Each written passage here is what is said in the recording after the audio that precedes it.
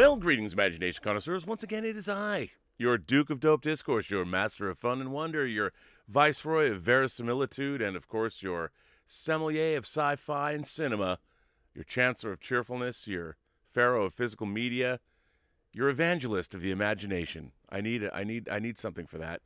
And, of course, your existential Mr. Rogers, Mr. Robert Meyer Burnett, and I am here robcasting at you imagination connoisseurs, you members of this, the Post-Geek Singularity community.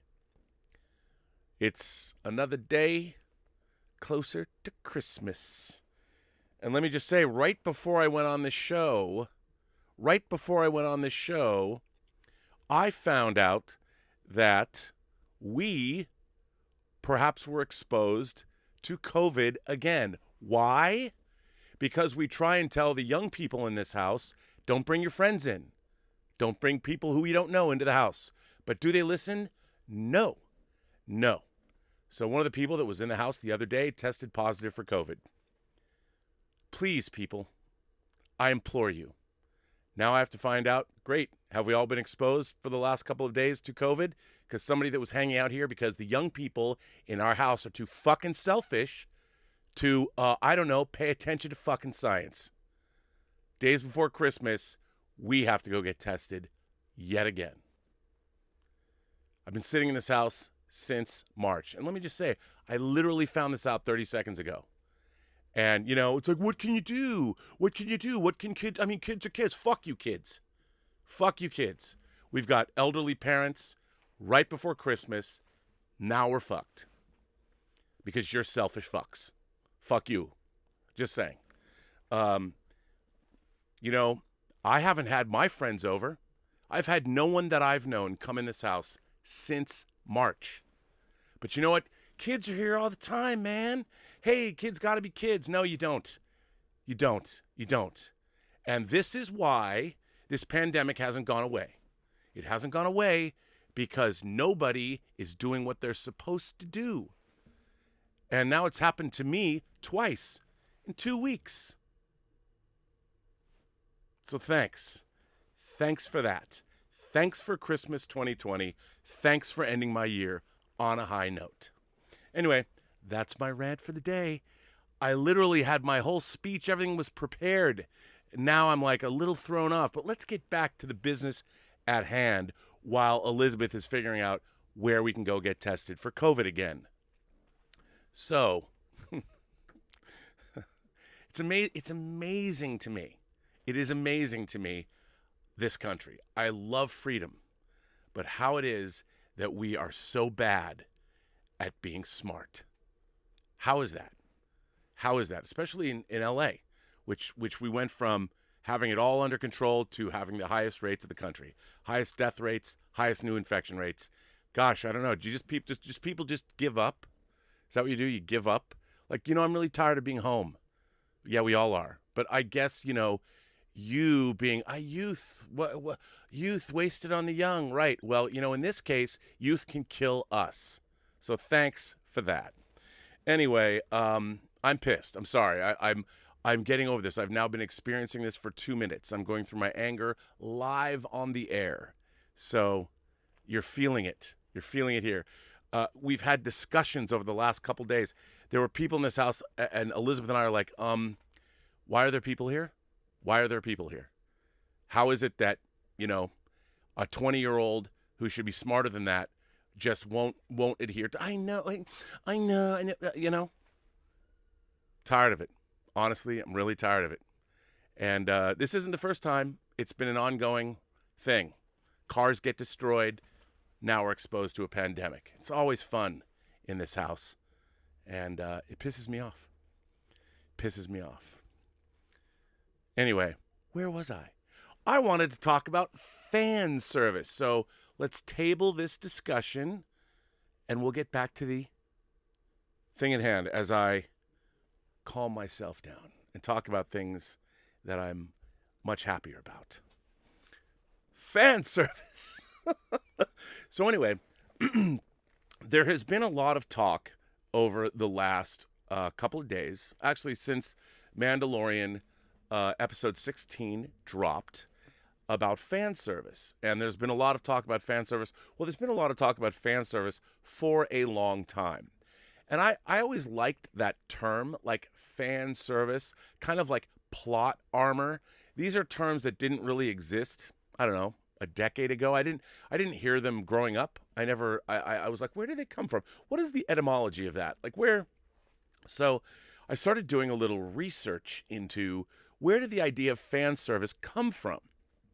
And a cursory look at Google will tell you that it's all about, well, it came out of like manga from what manga and anime from what I can understand.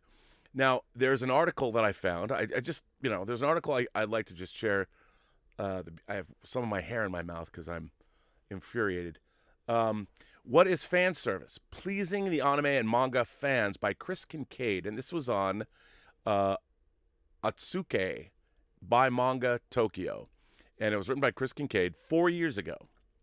And I figured I'd open with sharing this. Otaku 101. By the way, otaku, I've always loved that word too.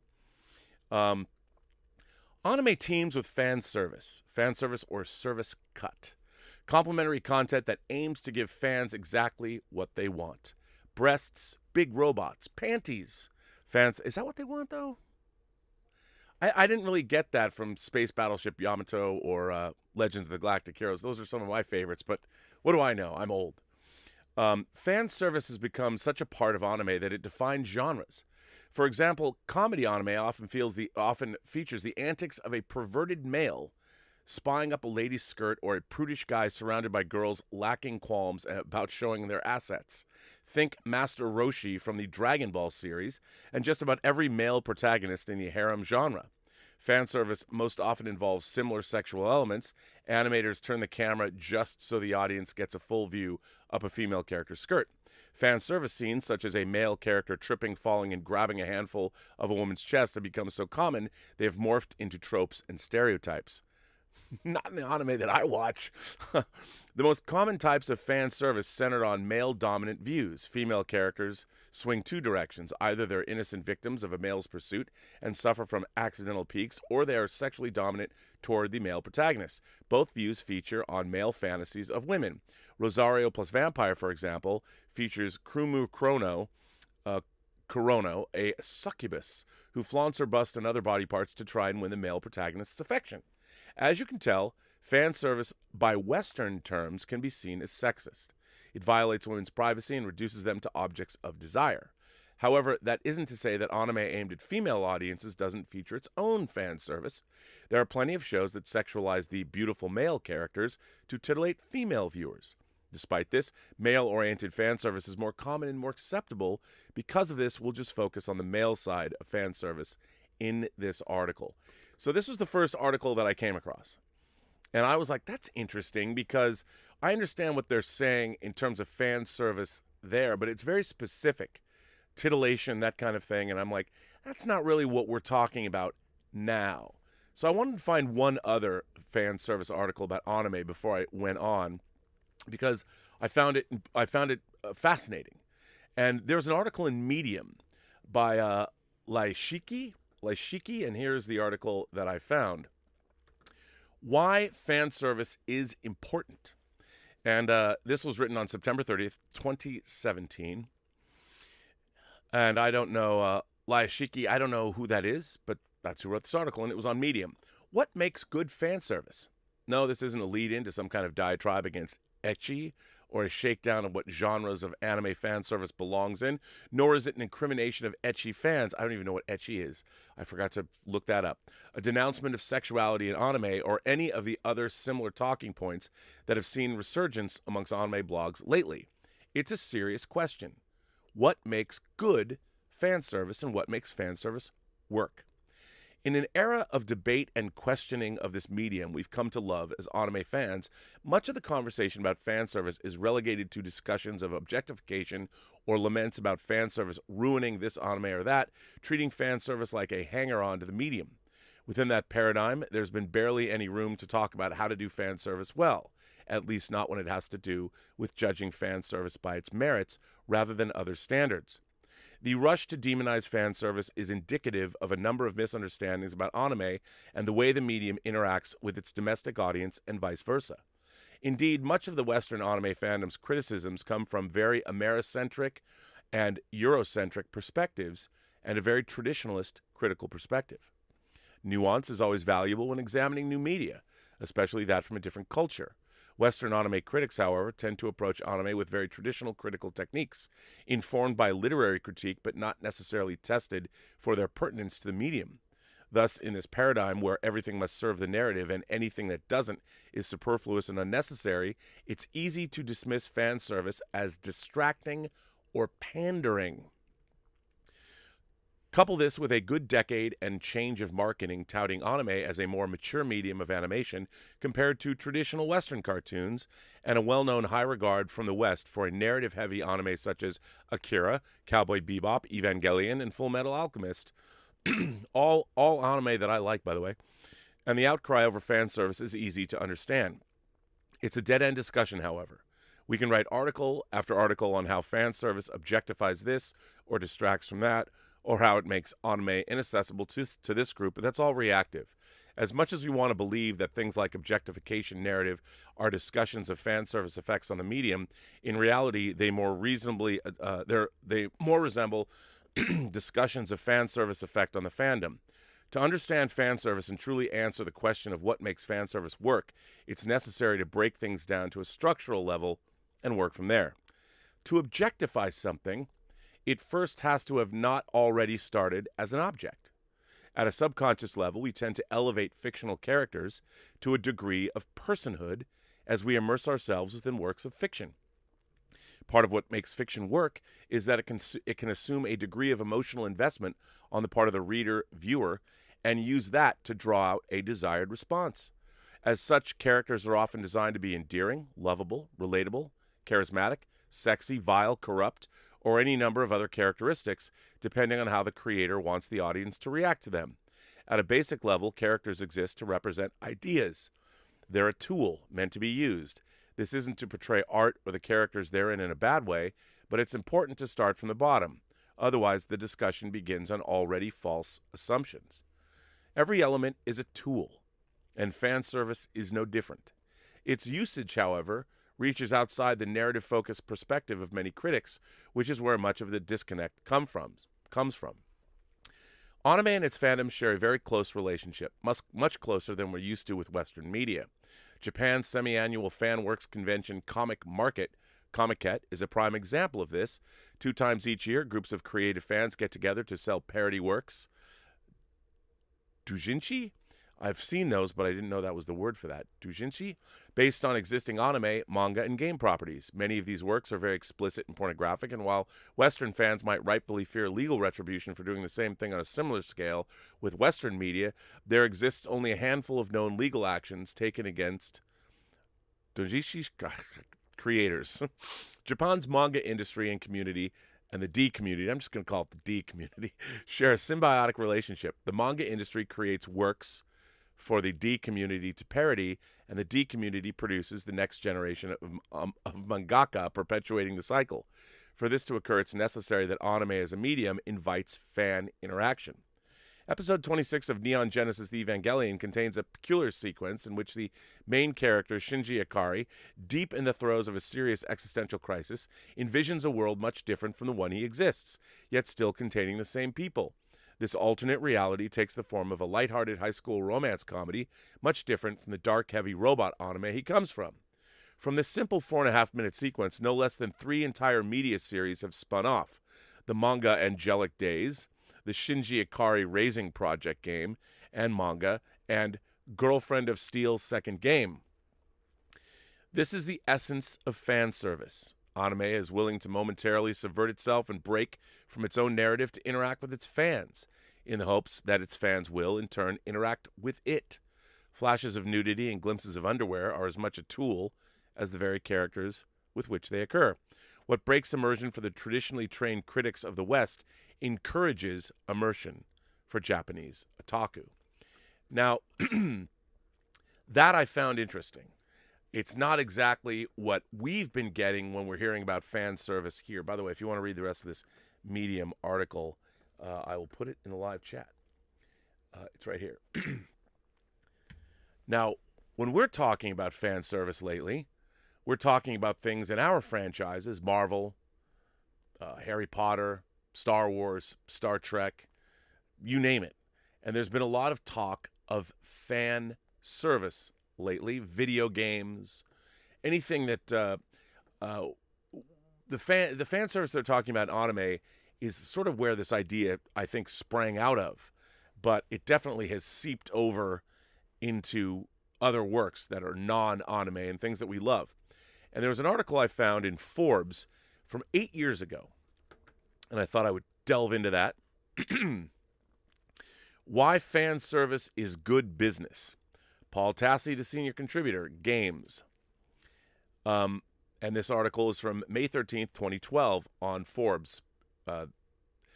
I've been told that the article I wrote yesterday about BioWare's bungling of Mass Effect 3 was the only real defense of the game's fans that exist in mainstream gaming journalism. And sure enough, when I looked around, I found huge sites like Kotaku, IGN, and Giant Bomb mocking fans for complaining about the unsatisfying conclusion. It's something I don't quite understand. I'm not a conspiracy theorist who believes all mainstream game journos are in the pockets of EA and Activision, but still I don't get their rationale. As a fan, I was disappointed with the ending of Mass Effect 3, and I agree with many fans that it's so lackluster that it taints the entire series. Game of Thrones. That is not a COVID cough, by the way. But that's not why I wrote the piece. Because of issues like the underwhelming ending, which slaps customers in the face by immediately telling them to buy more future DLC, companies like BioWare and in turn EA will start to suffer financially in the long run. Brand loyalty is a hugely important factor in the business, and a company that once had much of it is watching it slowly slip away. Ask Valve's Gabe Newell how important fan support is. The man's a recently minted billionaire who has been riding high on the shoulders of his adoring consumers for well over a decade. As this is Forbes, a business publication, I feel the need to explicitly state the following. Fan service is good business. What that does not mean is that all paid DLC is evil, and every bad game ending must be fixed to please fans. But there's a difference between the right way to handle either concept and the way that makes everyone hate you. While DLC for games like Fallout 3, Borderlands, or Red Dead Redemption have been quite substantial, fans look at a day one package from BioWare with new one, seemingly important character, as gouging. Similarly, it's not unreasonable for fans who have invested 100 hours into a series that many view with as much reverence as Star Wars to ask that the ending reflect the quality of the rest of the series and live up to the game's central premise of choices matter. BioWare did all of this wrong. Die-hard fans were going to buy Mass Effect 3 and even the Collector's Edition, regardless of whatever pre-order bonuses or day one DLC there was. If they had just been a tiny bit patient and allowed the DLC to come out at an appropriate time, none of this blowback would be happening. Rather, as the end of the game is inescapably final, they could have easily released a series of lost missions found in the interim of the game's plot, including a more involved encounter with the Day 1 DLC Prothean. They still would have made their $10 with that mission pack, but they would have suffered none of the fan wrath. The fact is, they probably will do something like this. DLC was promised, but now there's no good way forward. Additional missions will sell, but customers are now wary of any DLC from the brand, and the mere mention of the term summons rage. As for DLC to change or expand the ending, my idea to make it free would go a long way toward repairing bridges with fans, but if they charge for it instead, it might be the last straw before many swear off their brand for good. My suggestion of free DLC as a peace offering to quell both consumers' ire at the company's seemingly exploitative practices and their dissatisfaction with the ending to me is a worthwhile business decision. Can they offer new ending DLC for a price and make money? Yes, but then we'll be forced into another news cycle covering further fan rage as fan asks, how dare they? Yes, they would be at fault for buying it, but to paraphrase one fan, the ending is so unspeakably bad, I'd throw $10 at it just to make it go away. They might make money exploiting their own mistake, but making your beloved series end on such a sour note that people will pay to make the pain go away is not a sound decision from a business or creative perspective. Pay us to make your game suck less is a trick that's going to work once and never, ever again. What makes consumers happy is not some great mystery. DLC that adds to the game without feeling cleaved out of it. A finale that reflects the grand scale of the story being told rather than 1 minute of confusion which ends 100 hours of a rich tale. No, you'll never satisfy everyone, but pleasing 90% of fans is better than 5%, which is certainly how it feels with Mass Effect 3 today. For content creators and the journalists that cover them, to say fans are whining or entitled is missing the point. Keeping the fans happy is what keeps them coming back to your brand. If being great once upon a time sold tickets, M. Night Shyamalan's box office receipts might rival James Cameron's. But once that trust fades, it doesn't take long to go from eager anticipation to dread, wondering how badly they'll screw something up next. I love this article. Now, I am not a Mass Effect aficionado. I know about the game. I've never played the game to its conclusion. And I remember, however, when Mass Effect 3 came out, I was certainly very aware, even people who are not into video games like Mass Effect were hearing people up in arms about the end of the game. It was something I heard about and remembered hearing about for a long time. Well, you can all see where I'm going with this now. Now, what I find so interesting about all of these articles is, and the fact that we have been hearing about fan service. I noticed my volume was a little low. I don't know why the computer's been changing my volume. But the things that we love, and we've been getting a lot of them for in terms of our if you're a fan of something and you've been following something, we have these franchises. In the case of whether it's Doctor Who, whether it's Star Wars, whether it's Star Trek, for over 40 or even the case of 50 or going on 60 years with Doctor Who. Now, if you're a fan of these things, you're a fan of these things because they keep providing a certain type or level of entertainment that you've grown accustomed to. And while, hey, in our entertainment, we always like to be surprised, but we don't like to be surprised at the expense of the very thing that we are loving in the first place. And I think what's been really interesting in the wake of the last episode of The Mandalorian, I hear a lot of people talking about providing fan service in the case of The Mandalorian. And spoiler alert, if you haven't seen it yet, shame on you. But everyone knows that Luke Skywalker, fully fledged Jedi Knight, shows up at the end of The Mandalorian after receiving a summons or a message from Grogu, or as we all know him, Baby Yoda. And of course, Luke shows up in his X-Wing and wrecks shop. We get to see him as a formidable Jedi Knight for the very first time, doing something Jedi-like outside of the Skywalker saga. And a lot of people, there's been a lot of talk about this. The question is this fan service or not? Does this serve the story that we're being told? Or more importantly, is it the story that we want to be told? And I feel that what we're in the midst of, in my case now, whether it's last week, I got to see a touchstone, something from Star Trek, a franchise I've been watching since I was 5 years old, that I feel in the context of the show was thrown in to offer. See, here's the thing. Fan service isn't enough. If you show me The Guardian of Forever from one of the greatest episodes of Star Trek ever made, City on the Edge of Forever, from its original 66-67 season, and you show it to me in the 32nd century in Star Trek Discovery, used very differently than it was used before, and indeed turned into something it wasn't.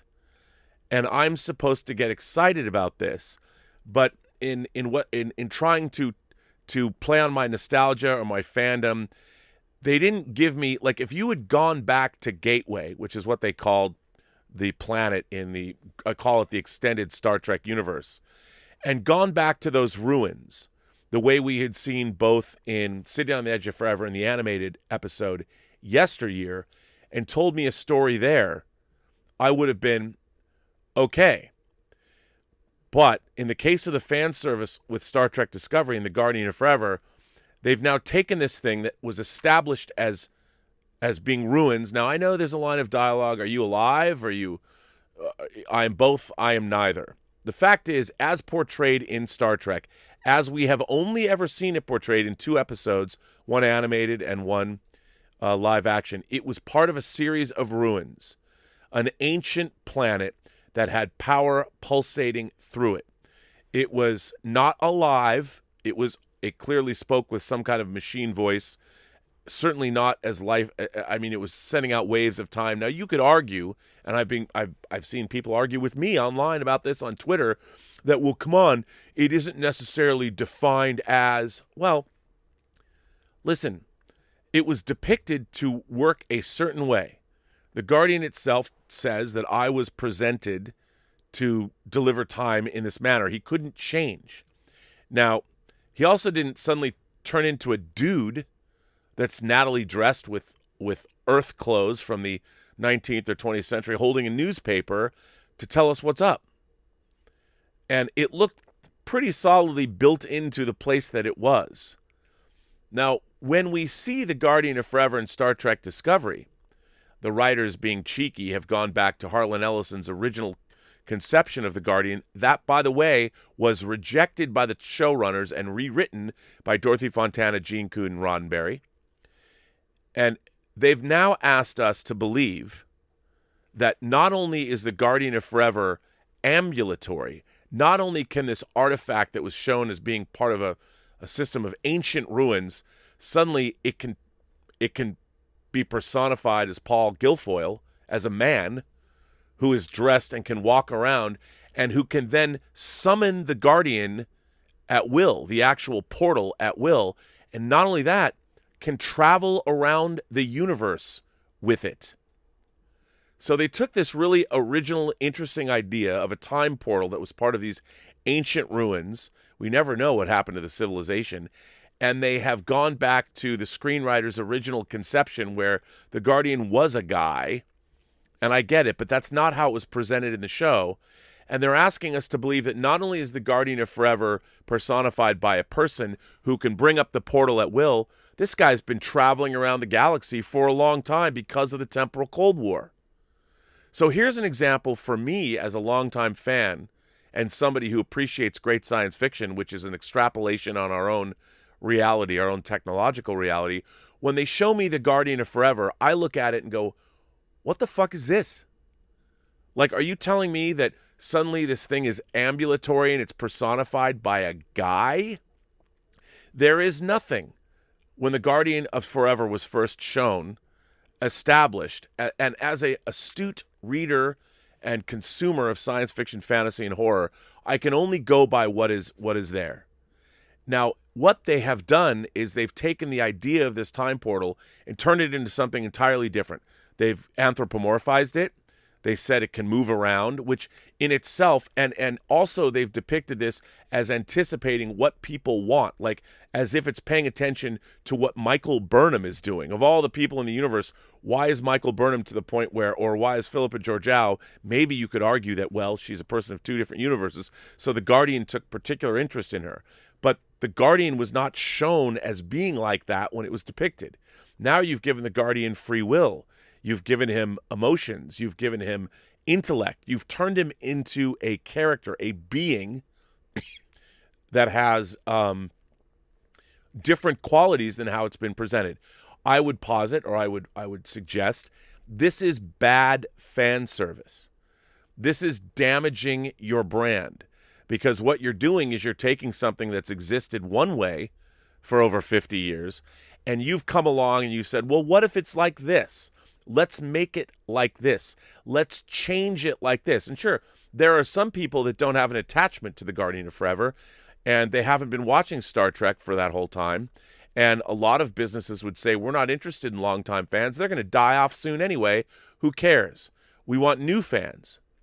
But I would say that one of the things that made Star Trek attractive to people over the years was the rich tapestry of believability that the franchise was able to imbue into people. No matter what Star Trek did, for the most part, during the, let's call it the entire Roddenberry era, and the Roddenberry era exists from 66 to 2005 because even Enterprise had Roddenberry's creative DNA in it because Rick Berman made sure that what Gene Roddenberry had written in the original Star Trek The Next Generation Writer's Bible at least survived pretty much relatively intact up until 2005. And it wasn't until then that after that, from 2009 until now, for the last 11 years, that the writers who have tackled Star Trek have moved further and further away from what Star Trek is. And I would say that one of the reasons that the brand is not as strong, and I'm not talking in terms of viewership, I'm talking in terms of Star Trek as a brand. It is being damaged economically by the fact that the people that are working in this medium, that are working in Star Trek, that are working in the genre of Star Trek, are going ahead and trying to change Star Trek into something else. And I think that that is very problematic for Star Trek as a brand. Why do I want Star Trek to be the same? No, Star Trek has never been the same. Its core values have been the same until now.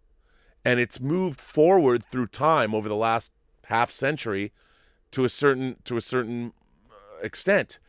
Well, the proof is in the pudding. From a business standpoint, the 3 Star Trek feature films that were begun in Star Trek 09 have never caught on financially. I mean, if you want to go back and you want to look, compare and contrast how much money was spent on certain movies, yes. Did Nemesis not do very well? No, it didn't. Was there the laws of diminishing returns as far as the Star Trek movies go? Sure. But Star Trek the Motion Picture, Star Trek 2, Star Trek 3, Star Trek 4, maybe not so much Star Trek 5, and Star Trek 6 all did pretty well in relation to their budgets theatrically. Star Trek was arguably at its zenith in 1994. Next Generation ended with all good things. Deep Space Nine was beginning its 2nd season. You had the movie Generations coming out. You had Star Trek on the cover of Time magazine. It was a syndicated show, Next Generation, that became incredibly successful, and it went out on a high note. Business was good. And Star Trek product has not been based around the new shows. Over the last 11 years, the merchandising of Star Trek has not shifted over. It's still based in classic Star Trek. Classic Star Trek, Kirk, Spock, McCoy, the Starship Enterprise, Next Generation, Captain Picard, Worf, Data, Riker, Deanna Troi, Geordi LaForge. These are the things that have been continually selling. These are the things that are there as far as fans go. Now, and the proof's in the pudding, from a business financial standpoint, Star Trek has not become, over the last 11 years, a runaway financial success, nor has it become a water cooler franchise that they would hope it would become. Now, I would argue, why is that? And I would say it is because the creators of Star Trek are not interested in providing fan service, and when they do it in such a weird, ham-fisted way that they're trying to show you how clever they are by going back to, let's go back to Harlan Ellison's original conception of the Guardian of Forever. Oh, that you mean the conception that was rejected by the creator of the show and rewritten? You want to go back that way? Because by doing things like that, the writers are saying to our audience that, we're a little bit more clever than you are. And I think that is sort of a problem in certain franchises. It isn't really a problem when you have writers like Vince Gilligan, who came out of a fan's show like The X-Files and creates a Breaking Bad or Better Call Saul. These are people that are true to their own franchises. I mean, let's face it, Breaking Bad and Better Call Saul is, in fact, that's a universe. They've created a shared universe that is a franchise. This is really interesting. This is a show where the writers are not so much interested in their own cleverness. They're interested in, and they understand that they first and foremost have to give you great stories and great characters that you as an audience will follow. They have to deliver truth and reality in their own fiction. And that's what brings us back. We love our fictions that we believe in. And when you can't believe in your own fictions or the fictions that have been around for a long time, there is nobody to blame. Don't blame the longtime fans. You have to blame the creators that are putting their own interests in front of the interests of the franchise. And that is bad business. Now let's come to Star Wars. Star Wars is a franchise that was derailed. Uh-oh, someone's calling me. You know, I forget when I have my phone hooked up. Sometimes I forget to make those little adjustments where the phone won't ring for everyone. So I apologize for that. But amazing, the technology. I just walk in, my phone's connected to my phone. My phone's connected to the computer. See, it just derailed my thought. We come over to Star Wars. You know, what's interesting is even Star Wars' creator, George Lucas, I would argue that while he did understand the mythology he was creating, I don't think he understood what happened with the fan base that he was telling. Like when he set out to tell his story, I don't think even when Star Wars came out, he didn't know. He went off to Hawaii with Steven Spielberg because he thought it was going to fail. But I don't think he even to this day, I don't think he really understands how ingrained Star Wars is as a modern mythology in all of us from the time that we're kids, how we grow up with it. And the funny thing about Star Wars is what we want from Star Wars is as much shaped by when we're not watching Star Wars because of the rich universe, the rich mythology, the rich characters, we spend our days, if you're a Star Wars fan, especially if you grew up as a kid, whether you're a girl or a boy or however you identify, and you grew up as a Star Wars fan, one of the things that you do is you make up Star Wars stories. You have been making up Star Wars stories, and I would dare say maybe you make up Harry Potter stories, but Star Wars, man, we all make up. I do this all the time. I pick up a Star Wars figure. You know, I had Ki-Adi-Mundi right here on my desk for the last couple of days, and I couldn't stop picking Ki-Adi-Mundi up and being like, hey, man, I was making up Ki-Adi-Mundi stories sitting on my desk here, even as a middle-aged man. I couldn't help it.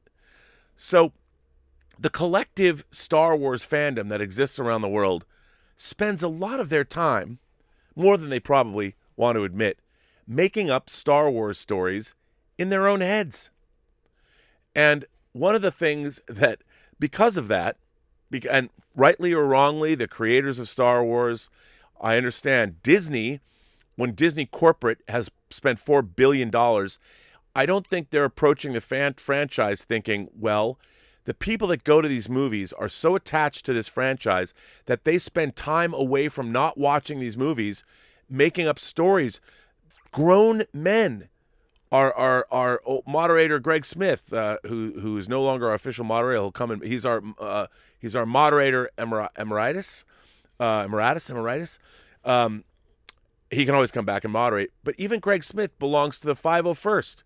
Adults who love this franchise so much that they spend many hours creating meticulously crafted armor to dress up as stormtroopers or dress up as Boba Fett or dress up as Darth Vader or Imperial Guards or whatever. And to the point of they're judged by others on how good their armor is. You don't even get into the group unless your armor can pass muster. I mean, that's how much this franchise means to people. And I understand you can be crass about it and you can say, oh, you know, Star Wars, it's now corporately owned by Disney. You can make all the whatever. But you know what? No one's Star Wars fandom changed when Disney bought the franchise. They didn't suddenly say, oh, well, you know what?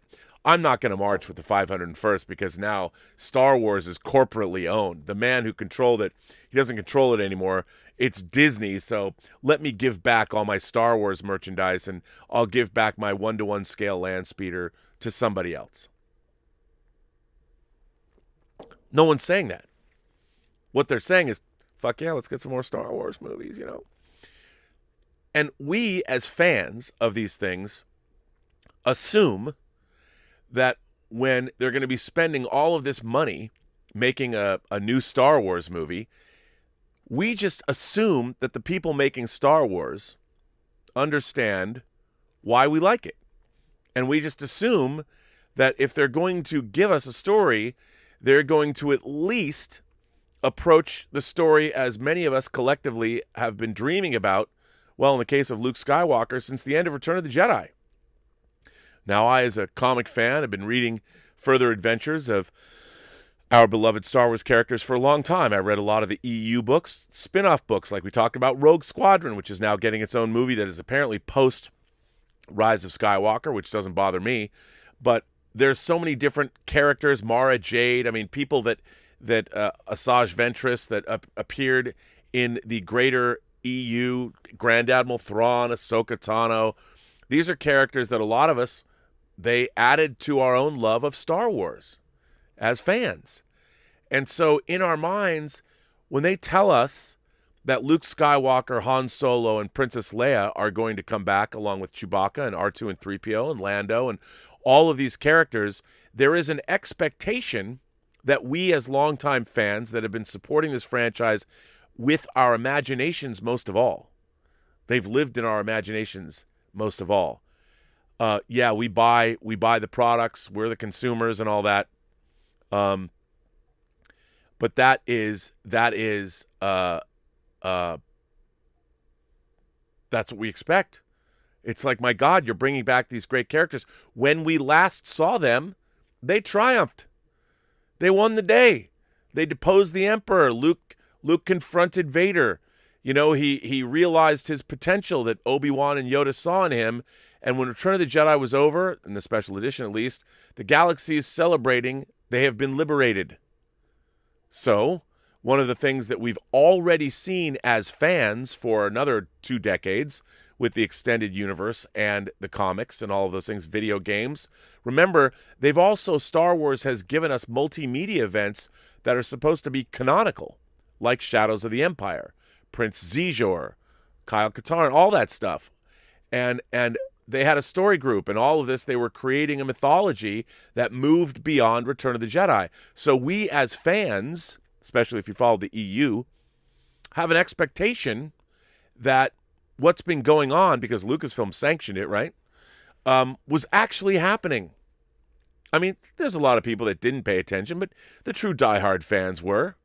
And so then, of course, when George Lucas decides to give us more Star Wars in the ramp up to the prequel trilogy, and whether or not you like the prequel trilogy, I've always said I don't think the prequel trilogy are very good movies. However, I do think they're good Star Wars. And I've come to the point in my life where I actually enjoy a lot of what's going on in the trilogies, in the prequel trilogy. I just find the dialogue, I mean, sometimes, you know, try this.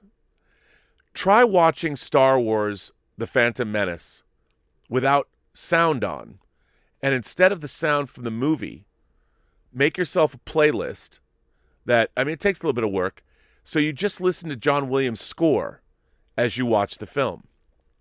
You don't need to hear all the laser fire, the sound of lightsabers. You already hear those in your head.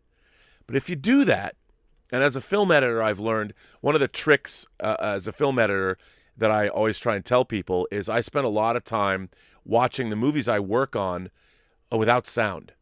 I just watch the picture to see if the cut works. You know, a lot of the time editors will use sound to help cuts that don't work. I like to be able to watch a movie in total silence and still be swept away from it, especially if I'm working on it. I'll go back and I will frame fuck that movie until I think it's perfect silently. Now, if you go back and you watch the prequel trilogy and just listen to music, the score, John Williams' great scores, the movies work pretty well. It's a pretty surprising thing, but they kind of do. And so the visuals are very interesting, and it feels like Star Wars. And so in that sense, I'm not a prequel hater. And there's a lot of stuff in there. There's characters, Qui-Gon Jinn, young Obi-Wan Kenobi, Padme Amidala. I mean, these are people, Darth Maul even. Why he doesn't have more screen time in those movies, I will never understand. But you even like Palpatine, Count Dooku, what R2 and 3PO do, especially R2.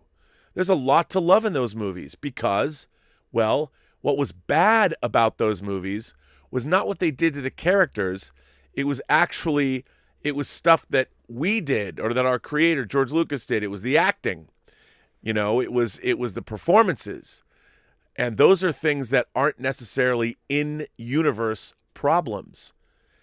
Young Anakin Skywalker, Jake Lloyd, might not be the greatest actor in the world, but he looks the part if you listen to it without sound. So when you're watching it, it's like, well, whatever's going on here, it doesn't insult me. Now, I understand from a Disney standpoint that when they made Force Awakens, I've always believed this. I haven't read this anywhere. I really wish one day, Mr. Rinsler, who wrote all of the making of books, his wonderful making of books about the original trilogy, and he was also diagnosed recently with cancer, and all the power to his battle. He also recently had books he put out on the making of Planet of the Apes, the making of Alien, and the making of Aliens. I highly recommend all of the books he's written. But he did write one of these books on The Force Awakens that was killed. Gosh, I wonder why. Who wouldn't have wanted that book to get out? But for whatever reason, Disney corporate takes over, and they have a mandate. They want to make money. They have to fuel their theme parks. There's a lot they have to do that's expected of them, and so the characters and Star Wars becomes secondary to the corporate interests of Disney corporate. We need fodder for our theme parks. Now, I think that the problem that they had in their conception is that, again, Star Wars was not approached as characters and story. It was approached as a franchise. We need to figure out how can we maximize our dollars. That's what corporations do. That's their job. They're a business. They're there to sell money. It ain't show friends, it's show business. They're there to sell things to make money. And there's nothing wrong with that. However, you can't compromise. You can't allow corporate interests are diametrically opposed to great storytelling and great characters. They love to live off great storytelling and great characters, but corporate interests will never get you there because the what they want is completely in opposition to coming up with great characters and a great story. But what they really want from you as a creator is for you to tell a great story with great characters so they'll make the most money. But it doesn't work that way. When you're a corporation that is beholden to your shareholders, they don't know how to do that. They have to keep control over their product the way you'd keep control over the manufacturing of any product. You're never going to allow creators to run away with what you've paid $4 billion for. But what ends up happening because of that is you wind up with a compromised product. A compromised product. And that has been the art and commerce have been fighting these battles with one another for a long, long time. So, look, I'm not taking this away from anybody who makes the prequel trilogy, or who likes the sequel trilogy. Anybody who likes the sequel trilogy, I don't want to take away from you if you like the sequel trilogy. But it is not a well-conceived story. When the directors, when J.J. Abrams, when Rian Johnson and Colin Trevorrow were all working together, as I reported on, I was the first to report on the Duel of the Fates script. That script was a much more satisfying conclusion, but there are things that happened during the making of these movies, such as the loss of Carrie Fisher as Princess Leia, that made certain things untenable. There was also, again, it comes down to fan service. Do audiences want, when you are bringing back classic characters after 35 years, or in the case of, 32 years, Force Awakens came out in 2015, so 32 years. when you're bringing back classic characters that we haven't seen in a very long time, what is your first impulse? How do you want to see these characters depicted? In the extended universe, all the comics and the books and the video games and everything we saw come out of Star Wars over the time that Return of the Jedi ended, Luke was a badass. Luke Skywalker, all of our main characters, they took it upon themselves to put the galaxy back together and keep it safe. Well, the decision that I find inexplicable, which I've never understood, because I've never liked The Force Awakens, is basically The Force Awakens is a movie that negates the entire original trilogy, Star Wars, Empire, and Jedi, because it basically says that your characters that you followed were a bunch of loser chumps. They were able to fight a rebellion, destroy the Death Star, destroy 2 Death Stars, depose the Emperor, and win the galaxy. But according to the movies, somehow in the interim, they fucked that all up. They were incompetent. Whatever they were able to do was a fluke. Not fluke like in Hardware Wars, but a fluke. Because whatever it was they did to win the day, they certainly weren't able to keep it. They failed. The First Order rose. They allowed Starkiller Base to be built. That movie shows how many billions of people die. Let's not destroy Alderaan. Let's destroy 5 planets from a distance with a beam weapon that has beams that change direction because they go through hyperspace. But this is the antithesis of what Star Wars fans wanted. None of the depictions of our original characters in The Force Awakens was at all fan-servicey, nor was it any good or fun. Really, it's fun to see those characters, but is it fun to watch Han Solo step onto a little ramp without railings where we all know, and he probably knows, that he's going to be killed for whatever reason? No. No, it's not.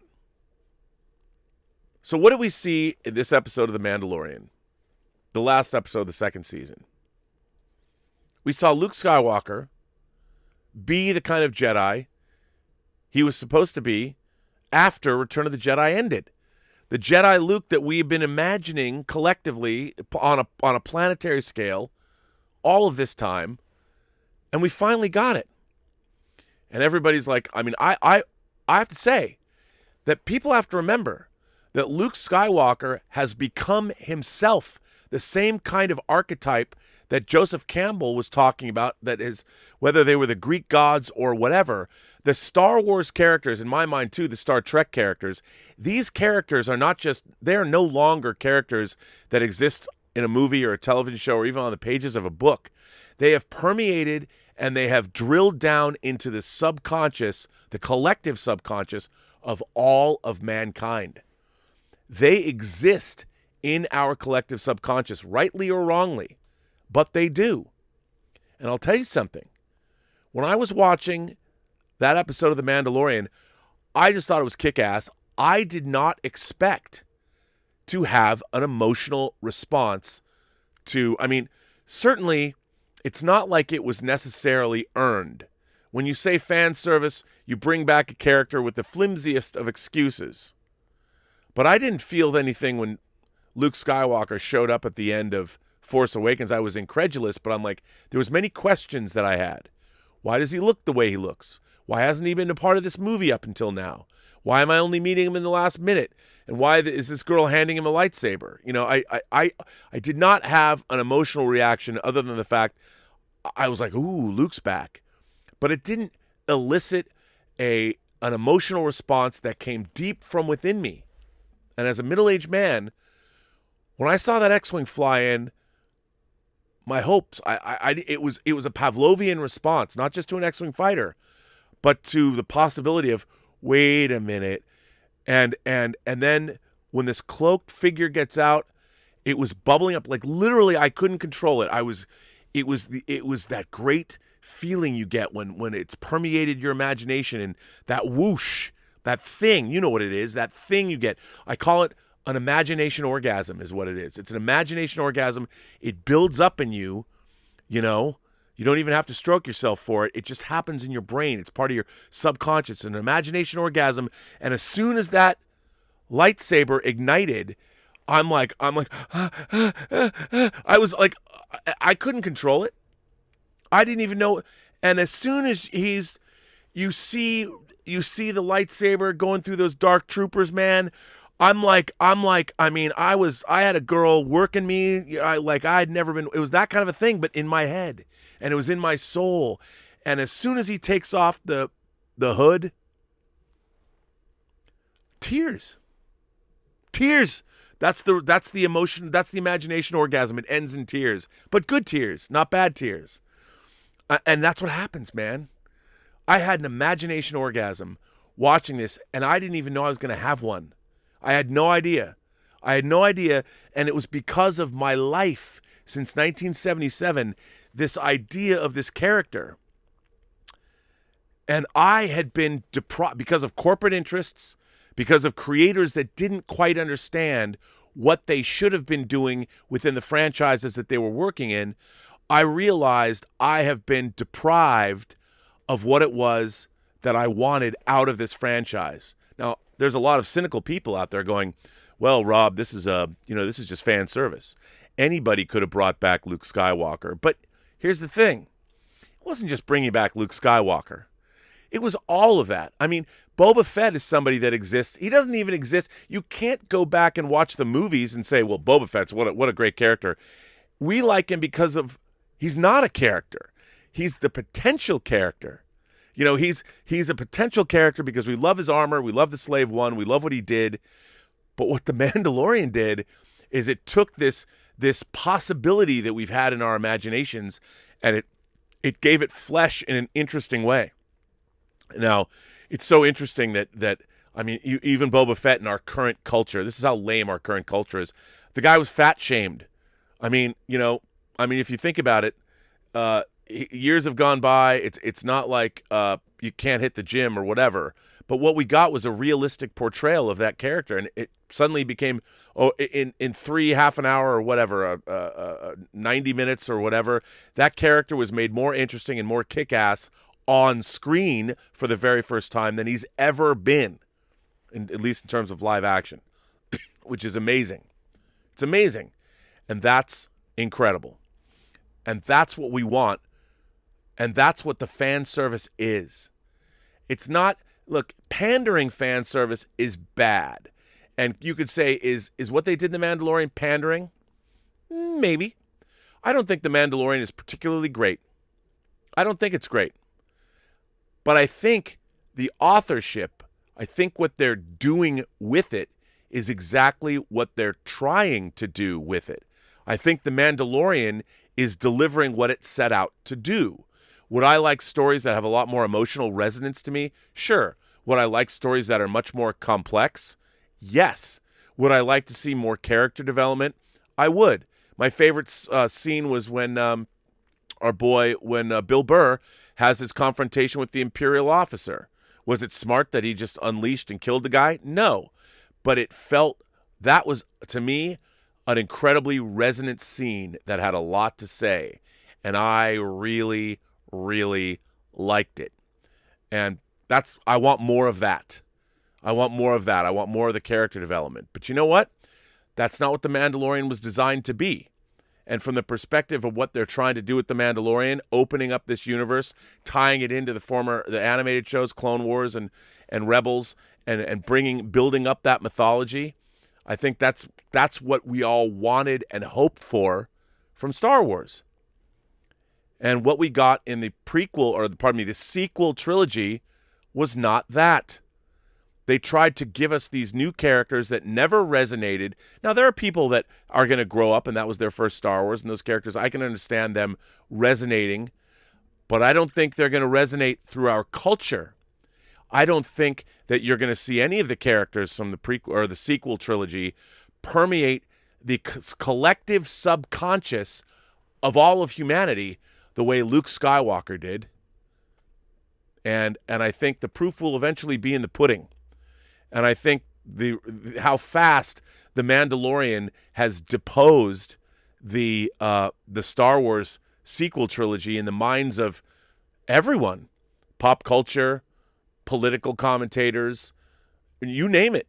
More people. I mean, no one. I don't hear anybody talking about the sequel trilogy, other than the fact that Palpatine coming back made no sense, and John Boyega complaining about how his character was done dirty, which, by the way, he's absolutely correct about. So the real question becomes, when creators are allowed to take over these kinds of franchises, what is their responsibility to the collective unconscious of all of the fan base and the world at large?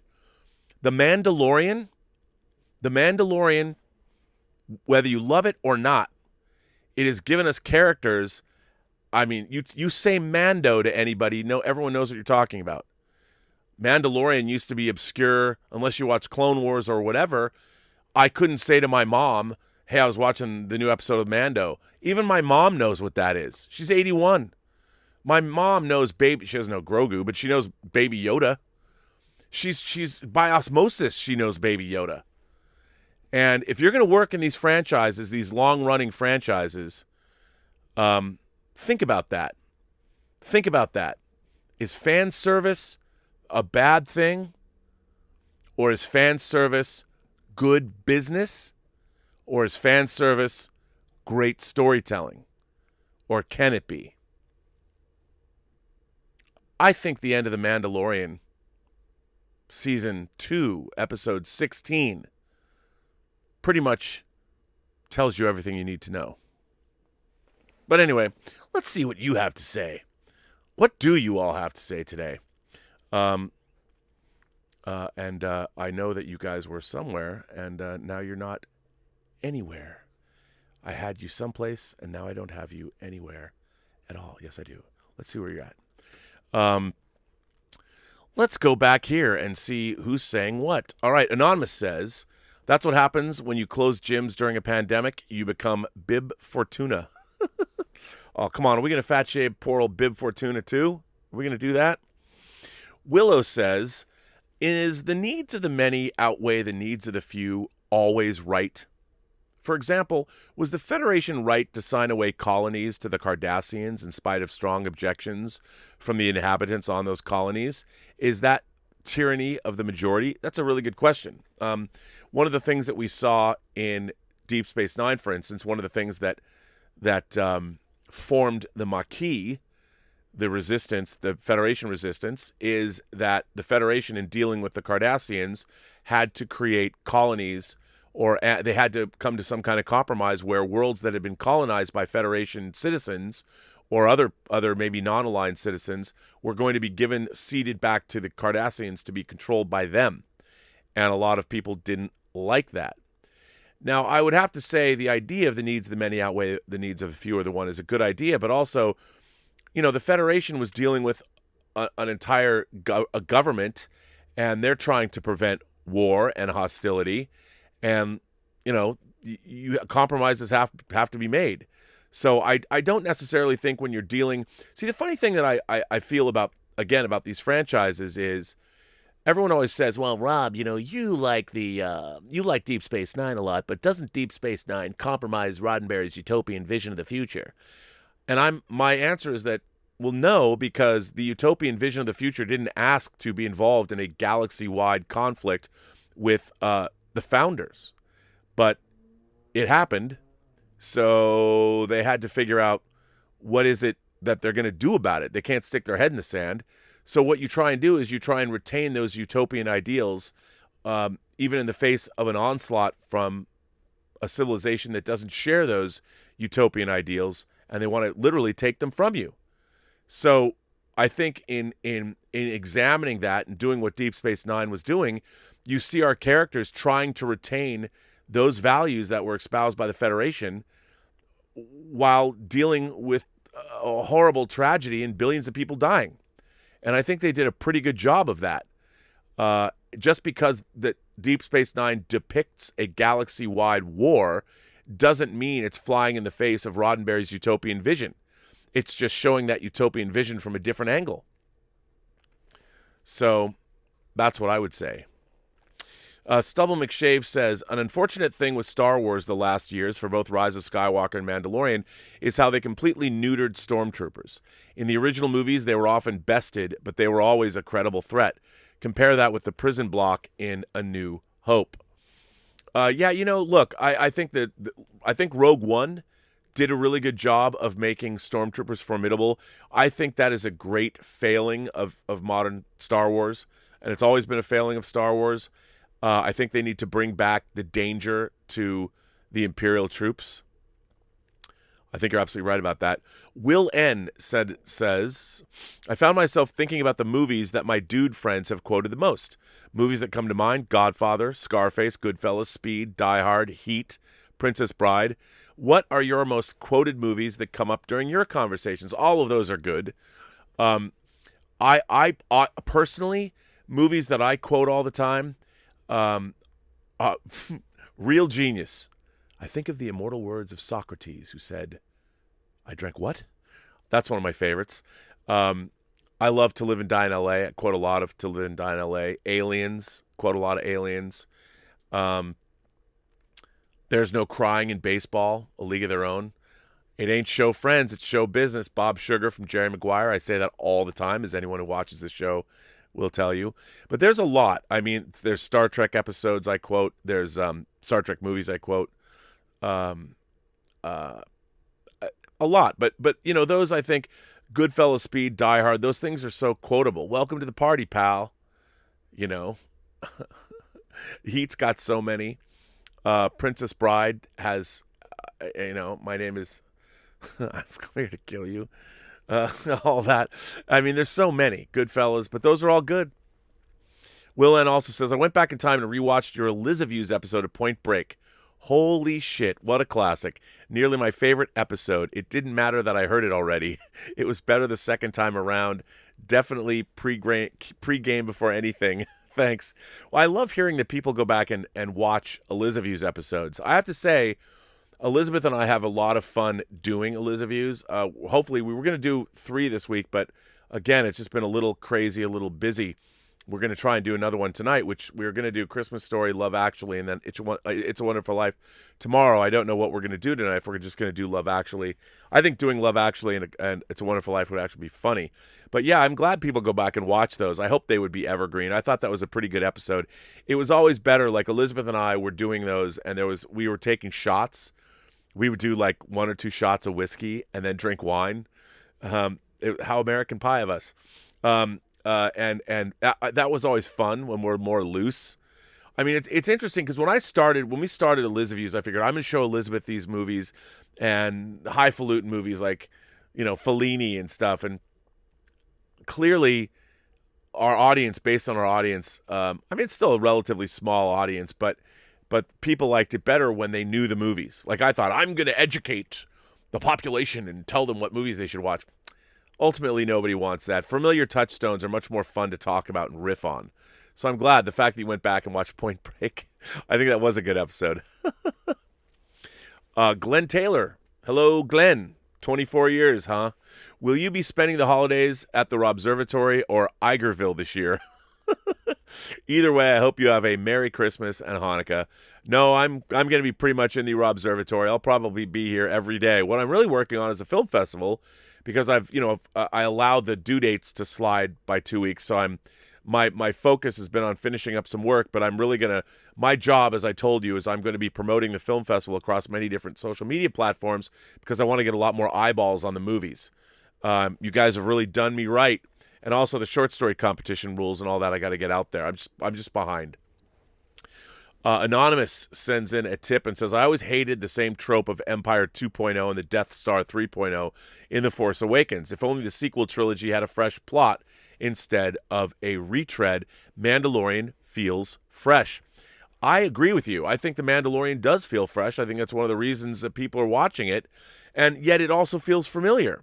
And that's why I think it's a lot of fun. I really enjoy it. By the way, there's another article that I wanted to read. Something that a guy wrote. I won't read it now, but I'll get to it in a minute. But I agree, Anonymous, because we've already seen those things. There's nothing new. Like you can't tell me that the Empire is a threat, and then give me a new Empire again. I mean, we've already. It just wasn't great. The Inglorious Cockspurt. I get it. In my view, fan service is something that is solely in the story to please fans, but makes no sense in the context of the story. Palpatine in The Rise of Skywalker is fan service. Luke in Mando is not. Sorry about the possible COVID, damn kids. Yeah, well, if Elizabeth and I get sick and die, no one's going to be more sorry than they are, because what are they going to do? I don't know. Okay. I don't think that Palpatine showing up in Rise of Skywalker is fan service, because it's bad. We're all going, well, how do you get there? Like, to me, fan service is something, when you are servicing fans, you're giving them something good. You're giving them something like Luke Skywalker showing up at the end of Mandalorian. That's great fan service.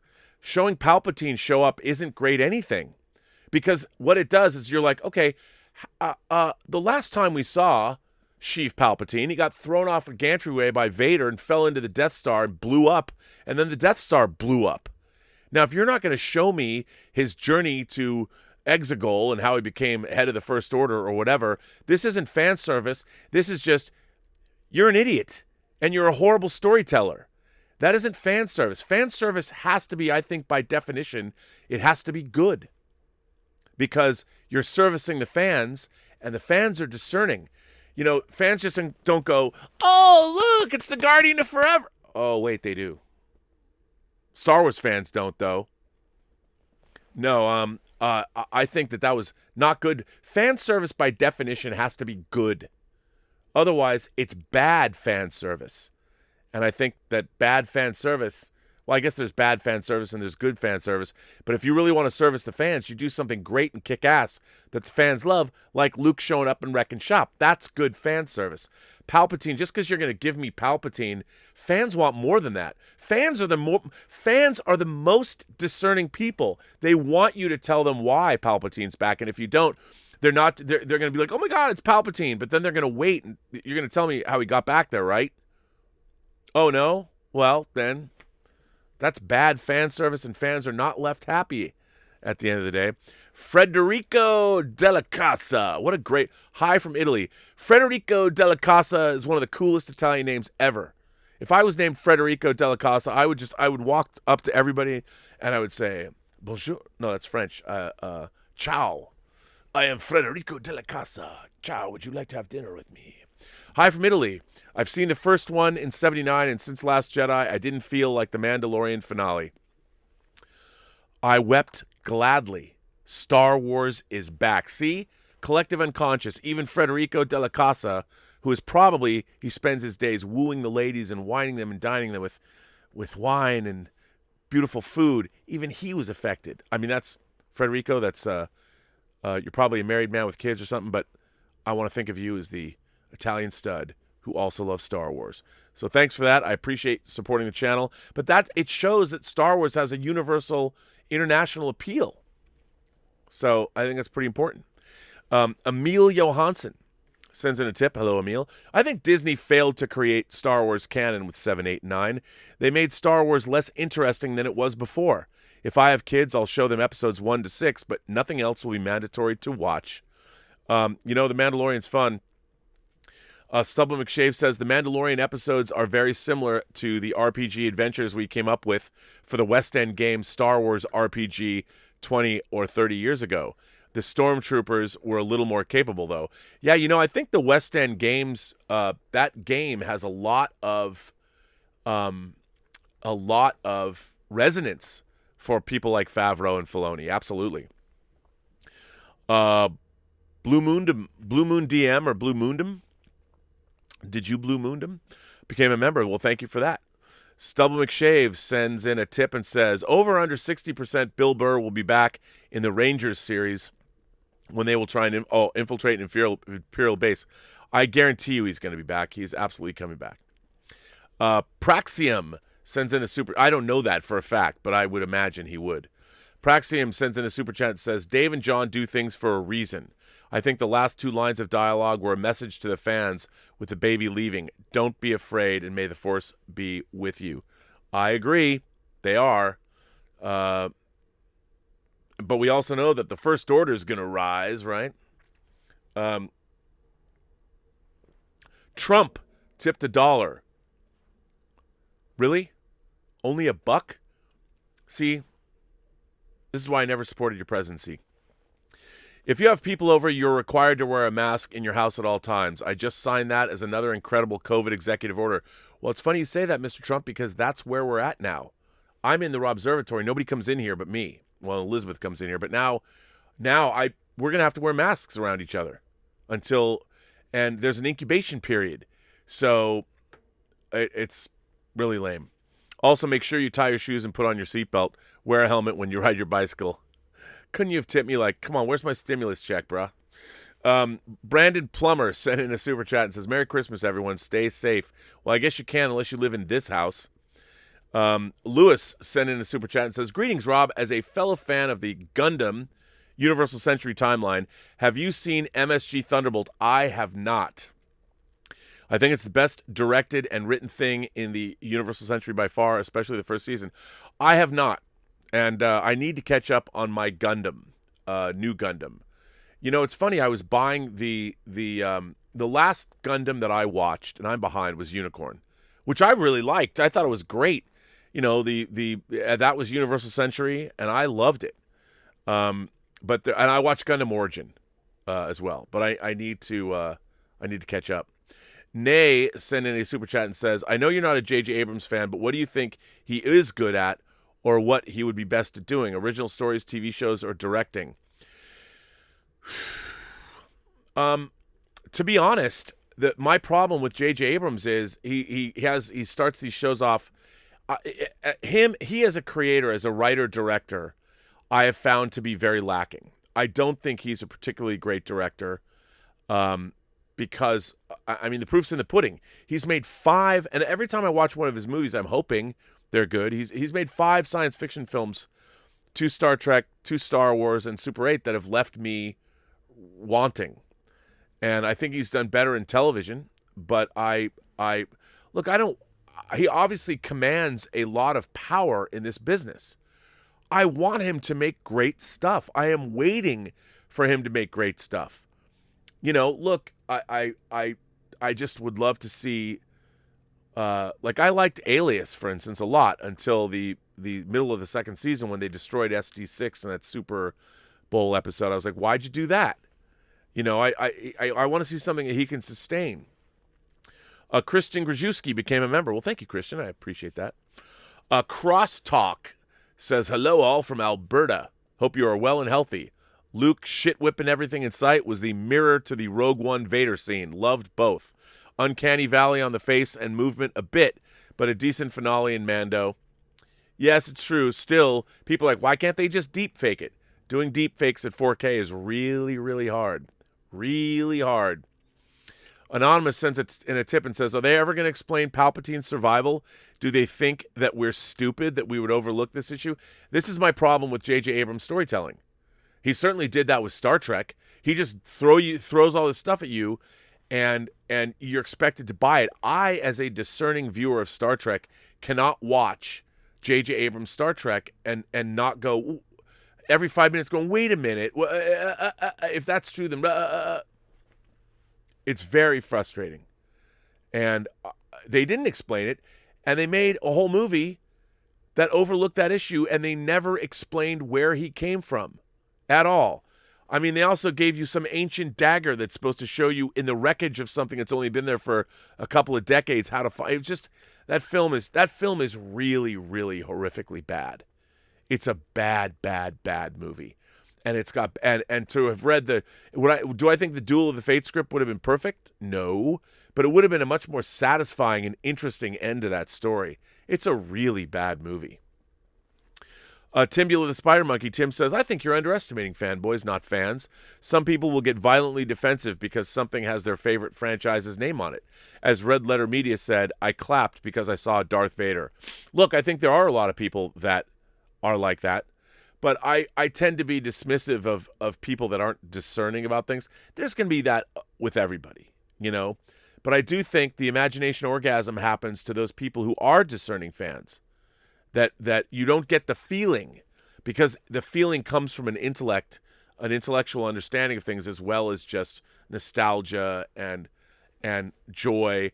I think to be a fan, to be real fans, and I don't mean to classify, I'm just saying that I think real fans of things that have resonated for a long time with people, like for instance, I find it interesting for me, I don't care what someone else thinks about a franchise. It doesn't affect how I feel about it one way or another, because I know what a franchise means to me. I find it all this stuff interesting, how suddenly fandom has become tribal.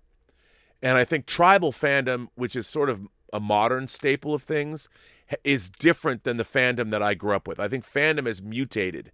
And people that are just happy, I think there's a lot of tribalism in fandom nowadays. There's more tribalism, I think, in Star Trek than Star Wars. Modern Star Trek fans are even longtime fans are eating this stuff up, and there's not a lot of discerning stuff happening, and that's always been true of fandom. But fandom, I think those kinds of fans are also transitory. They'll find something else. They're not lifers in fandom, but I think that people who are lifers in fandom have more discerning.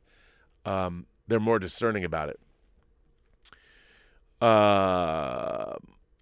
There's Pizzy says, do you remember the horrible TNG episode where Beverly Crusher has an orgasm the whole episode?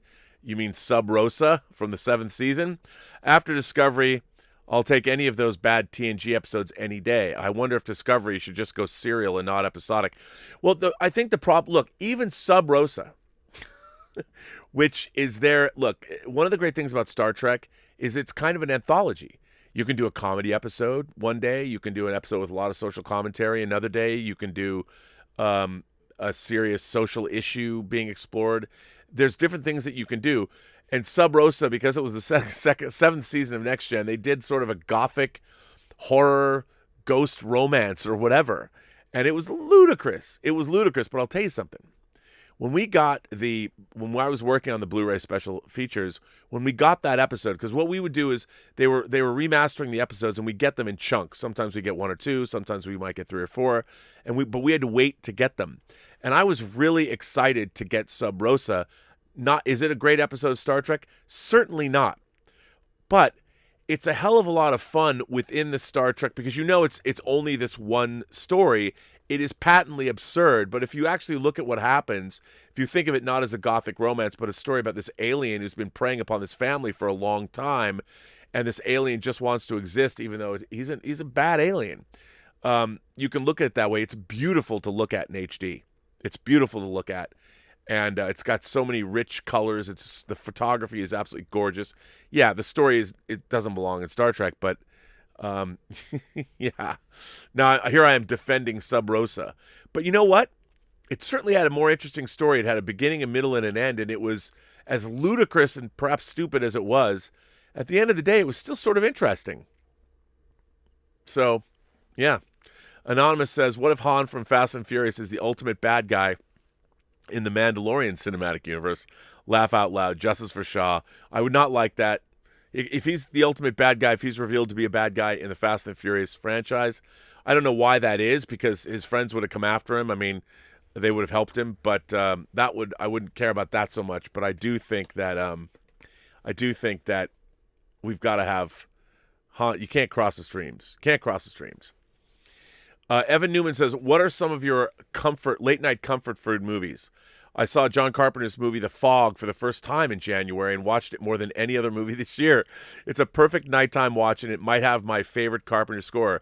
This is Stevie Wayne, KAB, Antonio Bay.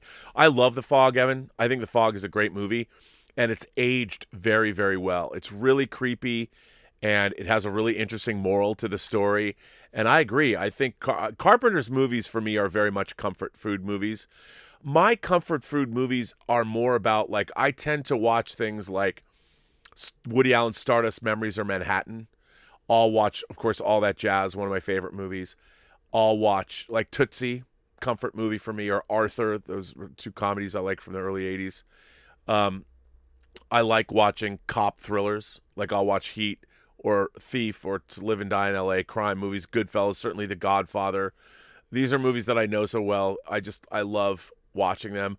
Or I'll put on like a movie like Crimson Tide is a comfort movie for me. Things like that. My comfort movies are movies. Romeo is Bleeding.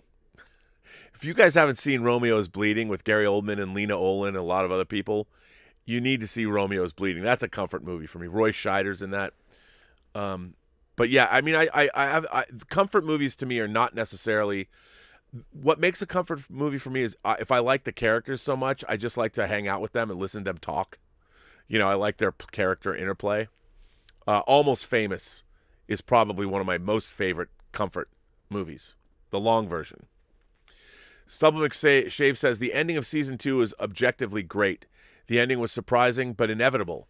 He tried to get Grogu to the Jedi several times. The first 2 times were unsuccessful. There's often a rule of 3 in storytelling when it comes to try-fail cycles. Also, Grogu sent out the call, man. He sent out the call. Brendan Sheehy sends in a tip and says, Rob, I just watched The Martian. Oh, you know what? The Martian is a comfort movie. The extended version of The Martian is so good. It's so good. I would love to make a spin-off about all the characters that work at Mission Control, like Jeff Daniels and Sean Bean and Donald Glover and what's her face?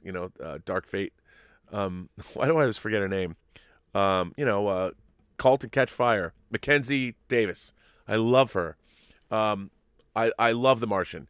No needless melodrama, no pointless infighting between the characters, just smart people working together to overcome a difficult situation. Ridley Scott's direction is top-notch. Is it too early to label it a sci-fi classic? No. Brendan, I think The Martian is one of the finest science fiction movies ever made. I would put it up maybe in my top 10. That's how much I love The Martian. To me, The Martian makes a great double bill with The Right Stuff. Boy, do I love that movie. It's all about how great we can be if we want. Praxium, I think it's Praxium, is that how you say that? Sends in a super chat and says, do you think with Robert Rodriguez announced as an executive producer on the Book of Boba Fett, do you think we'll get a Tarantino-directed episode? Ooh. I wouldn't say never say never. I would say never say never. I would say never say never. That is a very intriguing idea. I could definitely see that. Why not? Why not? There's an article I wanted to read. I wanted to share. It was on Flickering Myth real quick, and I'm going to get to your letters. Angus Hooveros wrote this, and he wrote this on December 19th. And I did want to share this article because I thought it definitely worth sharing. Let's see. I guess I don't have it called up. I'm just going to read it real quick. Just when I thought I was out, Jon Favreau pulled me back in. That's how I felt about the first season of The Mandalorian, Disney's first modern-day foray into live-action Star Wars TV. For those of you paying attention, I declared that I had lost all interest in seeing any new Star Wars movies after Rian Johnson's polarizing, thematically interesting, but ultimately awful Star Wars The Last Jedi. I disagree with that. I just didn't care anymore about this world, and I hated seeing what Kathleen Kennedy and company had what Kathleen and company had taken this franchise. You meant to say where. I didn't even bother seeing Star Wars The Rise of Skywalker, and based on the consensus of people whose opinions I respect, I dodged another bullet from a galaxy far, far away. But last year, something else happened. Disney Plus launched, and I had a free 12-month subscription, and every time I would log in and put something on for my kids to watch, I could see it, the gigantic banner for The Mandalorian trying to gain my attention. From a nostalgic corner of my brain, I could hear a voice, come on, Angus, just one episode. What could it hurt? At first, I resisted. While the lure of the Star Wars TV show without any connections to the terrible sequel trilogy was strong, it felt like a return trip to somewhere I was no longer interested in visiting. Then I heard the extremely positive reactions, not just from hyperbolic fans, but from others who had completely given up on the hopes of a good Star Wars story. The Mandalorian is different, they said. People were saying the show is more like an episode Western with new adventures every week.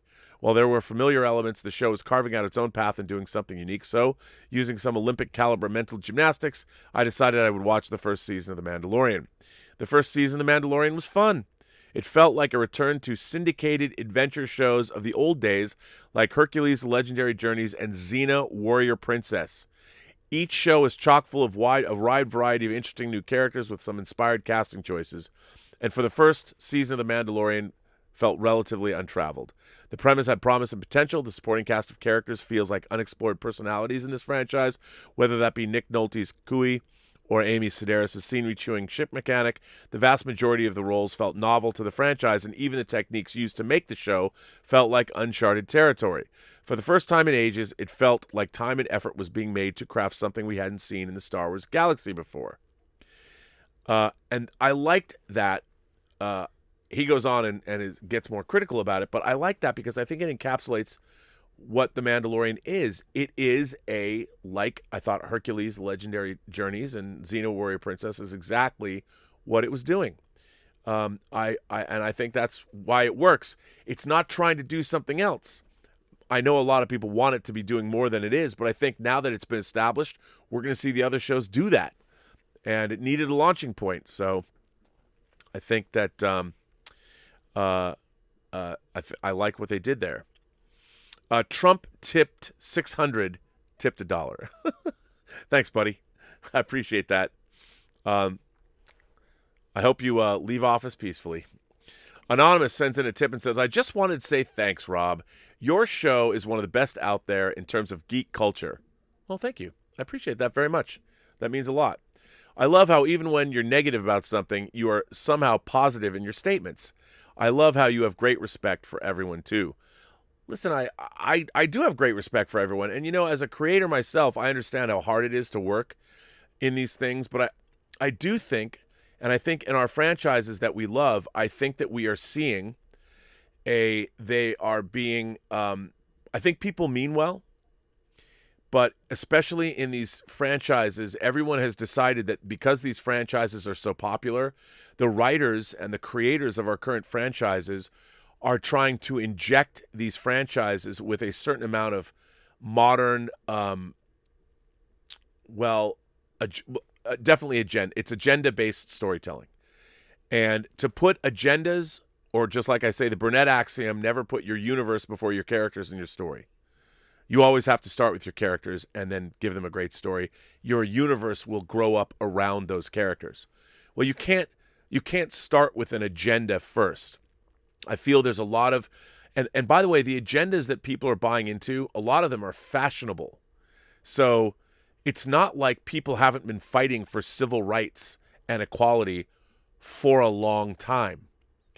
The last 50 years of history, Black Americans will tell you, we've been fighting for civil rights for a long time. We haven't achieved them yet, but we've certainly been fighting for them. So the idea that Black Lives Matter is something that's new I know people are full of their piss and vinegar for it, but, that takes, what about Martin Luther King? What about what Malcolm X were doing? I mean, their movements resonate even to this day. And I think it's really interesting that everybody thinks, look what happened. You have people storming in Portland. Why Portland? Oregon's a pretty relaxed state, and yet gun-toting people broke into the city hall, were destroying our city hall. And I mean, there's things going on here that is very strange. And I think a lot of this agenda-based storytelling is a bastardization of the storytelling medium. And I think because Doctor Who, because Star Wars, because Star Trek, because these things are so popular, the Marvel Cinematic Universe, that we have creators that are trying to do the right thing. Like, I'm going to be a crusader about these things. Change has been happening. I mean, when it comes to the LGBTQ community, we have same-sex marriage. 20 years ago, a lot of my, specifically gay friends, my friends that are actually, I don't know any women that are married. Maybe I do. Maybe I know one, but I haven't seen her in a while. But they're amazed. I talk to my friends that are, same-sex couples that are actually married, and you ask them, did you think 20 years ago same-sex marriages were going to be the law of the land? No. That did not happen because of just street protests. That happened because of real societal change that is inevitable. It's inevitable because why? Because people deserve to be respected and honored. Storytelling at its very core is usually about that. Star Trek as a storytelling medium has been about equality and social justice since its beginnings. But it's presented up until now, it's presented those struggles not as at the forefront. You've got great characters and great stories, and baked into those stories are the messages of taking care of your fellow man. They are there. It was already happening. So now everybody's, in the last 5 years, has it happened fast enough? No, people get into a position, they want what they want right now, when really it has been happening. Human society has been evolving for a long period of time. But for whatever reason, now we're in a space where creators think that they're going to take it upon themselves to become allies of everyone else. I would say that what's happened in specifically, I think the last 5 years, starting really in academia and flowing out into the greater culture, all of these ideas to give people voices and create spaces for everyone, I would say that the natural evolution of these things has been disrupted.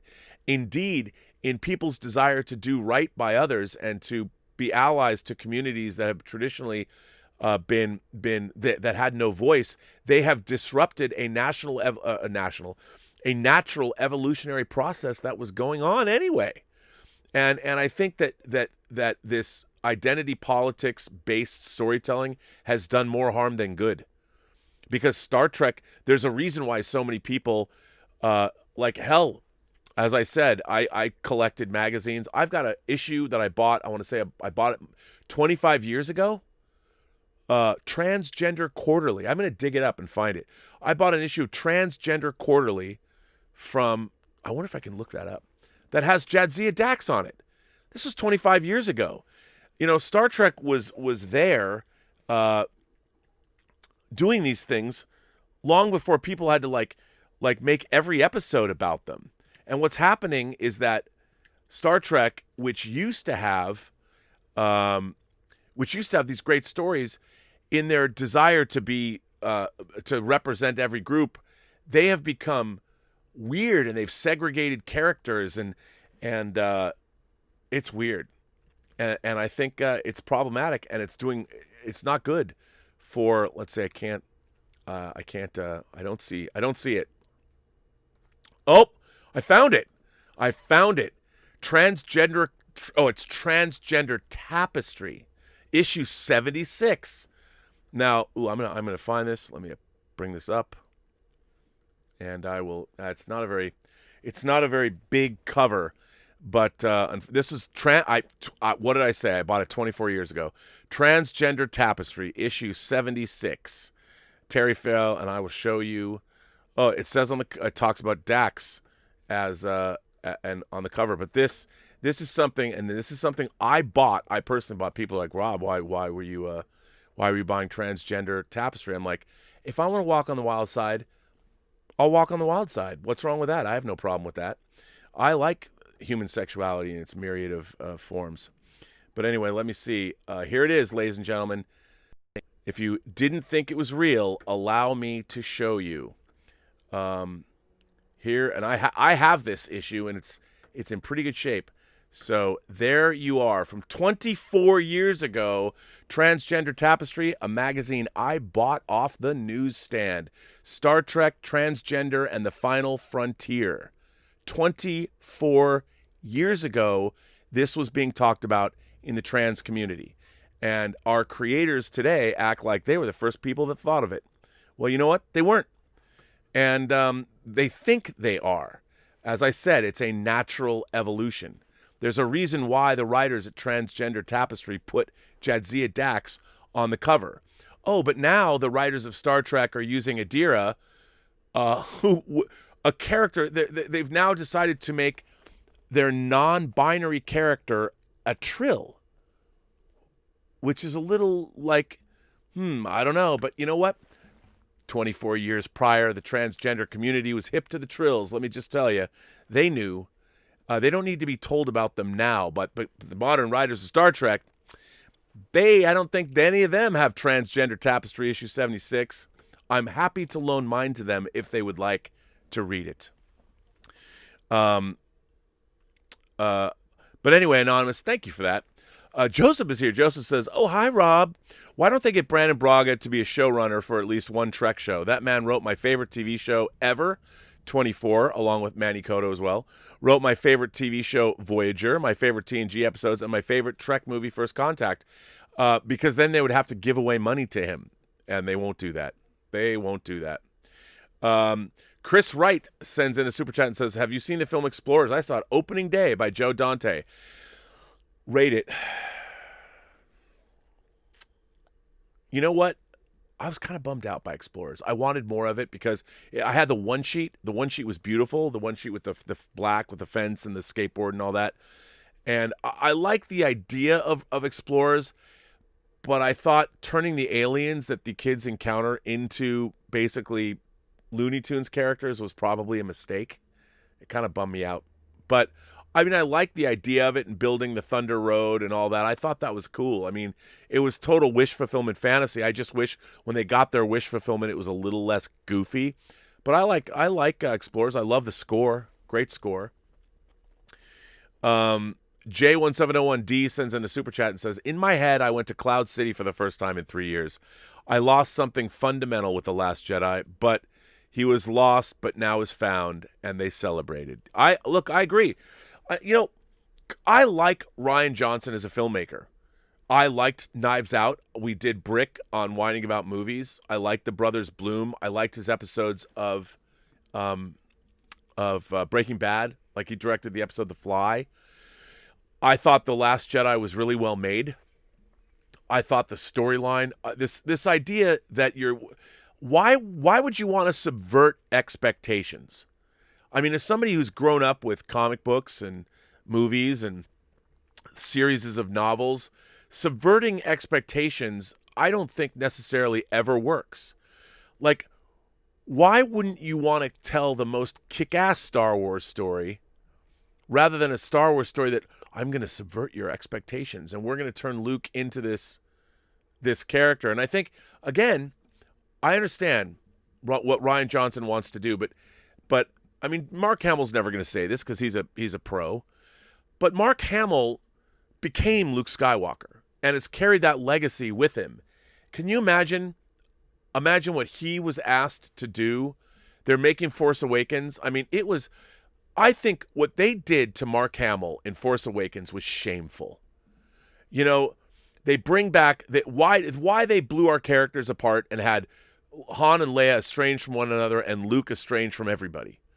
That was shameful. I can't even believe that anybody I get Lawrence Kasdan and J.J. Abrams, but that was not a good move. And people go, well, it made $2 billion, so how bad could it have been? I bet it would have made, if they had given you a kick-ass movie with the original cast, I bet it would have done Endgame numbers. I think that it was a bummer. But yes, J1701D, I agree with you. Inglorious Coxpert sends in a tip and says, yes, I was definitely referring to bad fan service in my earlier comment. Yes, bad fan service. And the Inglorious Coxpert goes on to say, here's another $1. Now go buy 2 tacos from Jack in the Box. Hey, man, how can you not love Jack in the Box tacos? Phantom Mercenary sent in a super chat. Thank you, Phantom Mercenary. Federico Della Casa is back. Look, even I in Italy know that if you go woke, you go broke. If the story and the characters don't work and are Mary Sue's, the recipe doesn't work. I agree. Wholeheartedly. Praxium became a member. Why? Thank you, Praxium. I like that name. Whenever I see Praxium, here's how my mind goes. I'm thinking Praxis, the moon, the Klingon moon that blows up at the beginning of Undiscovered Country. Even though that didn't make a whole lot of sense, but okay. Hey, Trump tipped $600. Tips $1. Every little bit helps, man. You know, every little bit helps. It looks like I'm going to be sheltering at home for a while.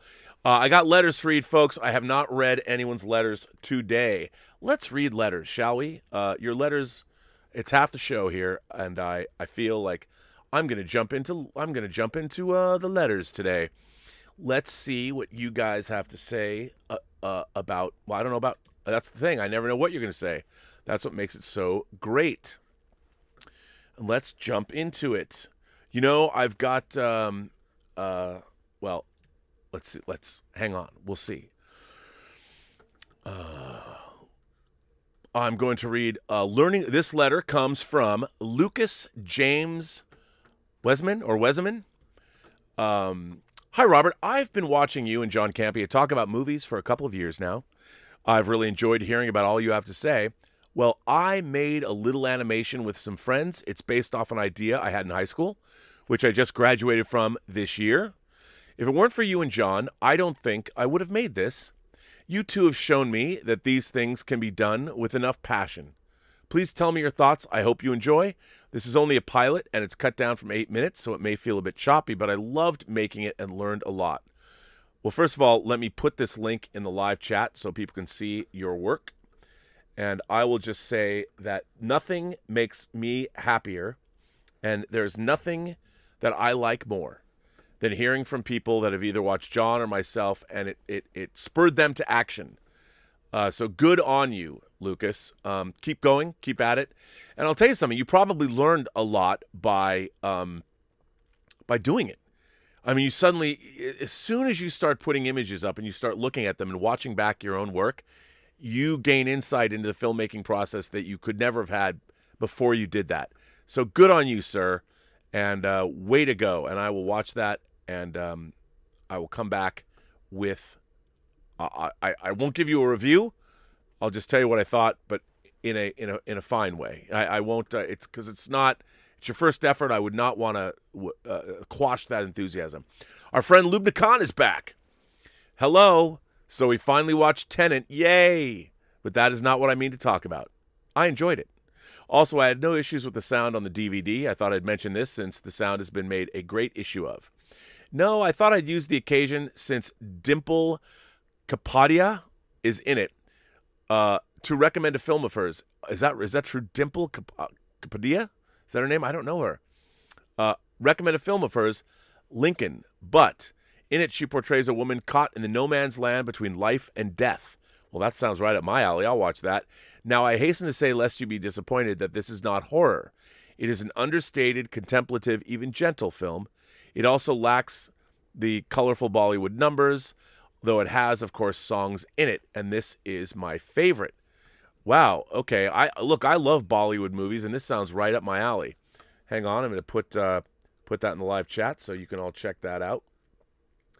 I love me some good Bollywood numbers.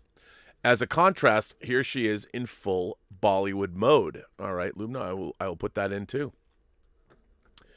I have yet to watch Tenet. I have it right here. I have the 4K Steelbook. I'm going to watch it over the weekend, and I'm looking very excited. I'm feeling very excited about it. So there you go.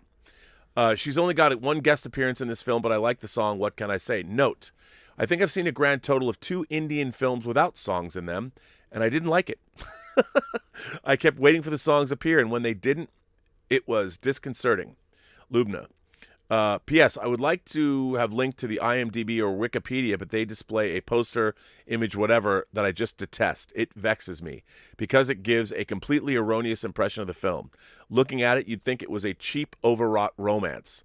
And anyone going into the film expecting lots and lots of romance, cheap or otherwise, would come away as disappointed as the horror aficionado hoping to be scared out of their skin. PS2. Regarding Tenet, in the first scene set in India, you can hear a song, a snippet, with only a few words, really, playing in the background. I could tell you which film that is from. I haven't seen it. Or I've seen it. Oh, well then, you'll have to tell us. Well, thanks for writing in. I appreciate that. Again, I like Bollywood movies. This next letter comes from Duncan Kinnaird. Duncan says, it says letter for Robservations, so I'm reading it, not for whining about movies. Oh, this is good. Hi, Rob and Lizzie Poos. That's my girlfriend who I do whining about movies with. There's so much you and I could talk about for hours. We land our eagles on the same moon base. I'm the executive producer, otherwise known as Dad, on the film in the Intergalactic Imagination Connoisseur Film Festival, the film Ascend. By the way, let me just tell you, for those of you who don't know, on the Burnettwork, we are currently in the midst of running the first Intergalactic Imagination Connoisseurs Film Festival. Back 3 months ago, I suggested, because of Patrick Keller and Dieter Bastian, who I'm doing Let's Get Physical Media with, I'm doing it with Dieter, They made a movie called The Secret Exchange, and when I saw it, they just did it on the weekend as a lark. I thought it was pretty fun, and I said, wouldn't it be great if we have a film festival? So the film festival, the entries are closed, but I'm still getting them up, and you're going to see them. And Ascend is a really good example of the kind of film that I was hoping to get with the film festival. I loved all the entries, but Ascend was really great, and I would advise everybody to go check it out. So this is the executive producer, Dad, okay. By the way, just because you wrote this letter doesn't mean you're currying favor with me as a judge, just so you know. I can't tell you how excited the kids were to see their breakout film aired on your channel. Well, I'm hoping to get more eyeballs on them because they deserve it. I'm so proud of them all. Danny Jeffs, my daughter's boyfriend, who we welcomed into our home, has been the main energizer behind the film since I told him you were holding this festival. I simply said that there's a guy on the internet I'm subscribed to who is looking for entries into a festival, and they got to work. Under incredible circumstances with the pandemic lockdowns, they managed to shoot about half of what they intended to and managed to cut what they had into a coherent story. I suggested to them to make the film, and no matter what, forget about it and move on to the next one. At this moment in time, my wife is in hospital and will be there over Christmas. I'm sorry to hear that. She was in hospital last Christmas too. Only this year we can't even visit due to restrictions. It's very hard for the family, but that's not the point.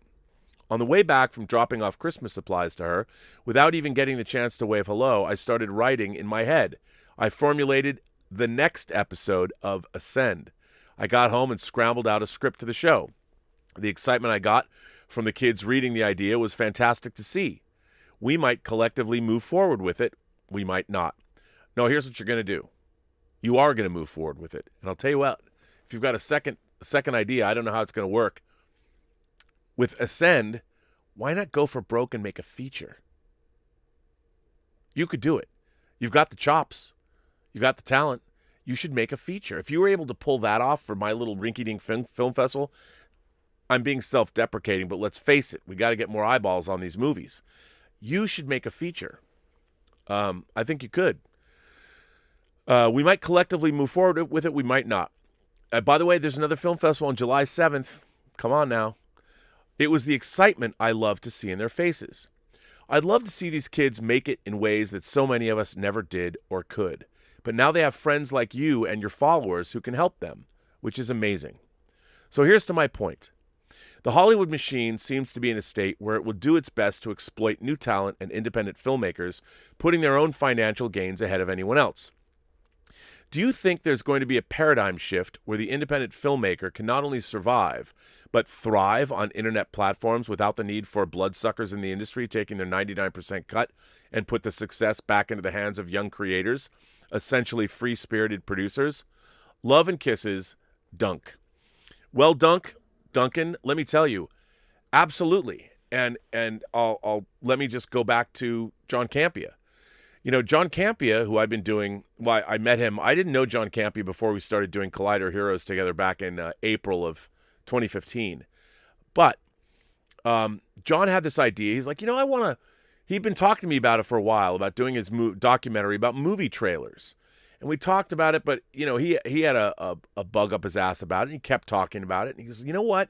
He called me up one day, and he told me he was going to do it. And I said, you should. And he was very specific about what he wanted. Like, I had threw out these ideas to him that you could do this, you could do that. And he was like, no. I really want to do a movie that specifically focuses on the relationship that audiences today have, meaning the social media of it all, have with trailers. And I'm like, okay, what can I do? I could get you some people to be in it. So I called up some friends to be in it, like Ashley Miller, who I'm working with on the next Netflix series now, who wrote X-Men and Thor. I could have gotten a lot more people, but John wanted to get it. He went and shot it over a very fast period of time, really, implemented it, and during COVID, him and Jonathan Voico edited the film, put it all together. He hired his VO guy over Fiverr. He found a VO, I think it was over Fiverr. He found some VO people that he was looking at over the web, and he put it all together.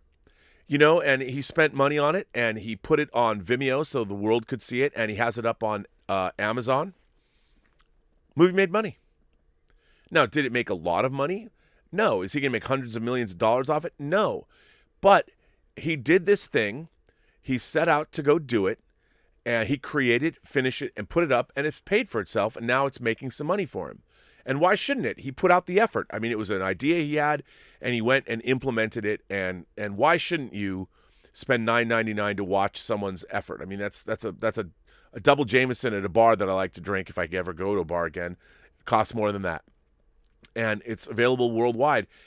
But the point I'm trying to make is that as a creator, he was able to make something and put it up online, and it paid for itself in less than a month. Now, is anyone going to get to make Endgame anytime soon using that model? No. And everybody wants to take a bite. Amazon and YouTube have built these infrastructures, and Vimeo that are global, that are worth a lot. Those are worth a lot. And the fact that creators can the fact that I can talk to people on YouTube worldwide right now like I'm doing is amazing. But I do think it's the future. If you started small and you start making, ascend, and you get a fan base and you find people, you can use social media. I mean, your favorite YouTuber, who a lot of people like send in tips, chats, and all that, people feel that a lot of people have poo-pooed the fact that I do work in the industry, but I spend time talking on the internet. They're like, well, if you're so successful, why are you talking on YouTube? Well, the answer to that is because it's fun and I like to do it. Is there a business element to it? Of course there is. There's ad revenue, Superchats, and all that. I'm putting on a show. This is a 2-hour program usually, or over. It's a show. It's and my knowledge that I've accumulated over a lifetime, which I'm constantly adding to, and my own interests I'm trying to share. Do people find that valuable? Sure. I know that there's a lot of people that think, oh, you're panhandling on the internet. But let me tell you, if you're a filmmaker, I would love it if I could and that's why I'm hoping the short story competition will lead to this. I have said that for the short story competition we're running, for those of you who might not know, the film festival is ongoing. But we are running a short story contest.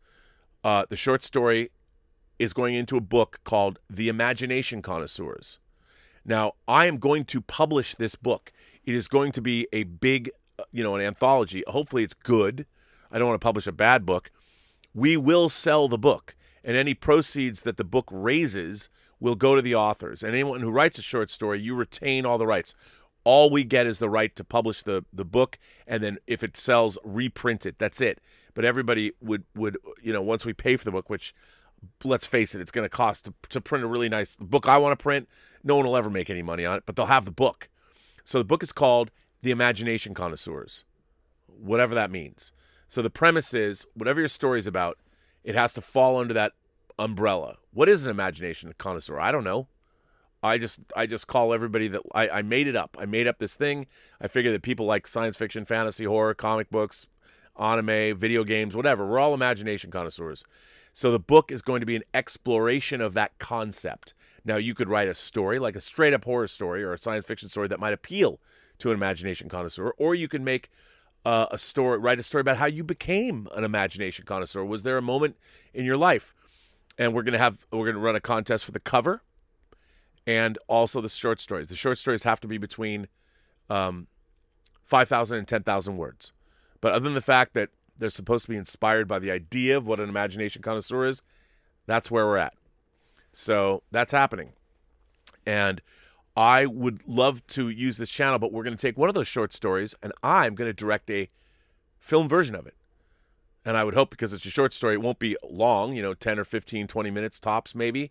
But I'm going to make a movie. And in a way, it's going to be this channel's backdoor pilot. It'll be a story that has been generated through this channel. And what I would like to do, and what my dream is to turn this channel into literally a network where I could have other creators other than myself. But wouldn't it be great if even your kids, Dunk, are able to create a series that we could put on the show or put on this channel and monetize it, make enough money? Like I look at creators, a lot of automotive creators. If you had 1 million subscribers or more, or like Supercar Blondie or something, you make a lot of money. Well, I would love it. My dream would be to have an online channel like this that is making hundreds of thousands of dollars, where I could turn around and use that money and create programming and foster new talent just like your kids, and have them, and everybody would get paid. That would be my dream. That would be what I would like to do. Because these the problem with movies, they're really expensive, but it's the distribution. Independent movies, and obviously they have to be good. A lot of movies that get made aren't good. But I would like to put my money where my mouth is and shepherd more films into existence. The problem is it's very, very hard to do.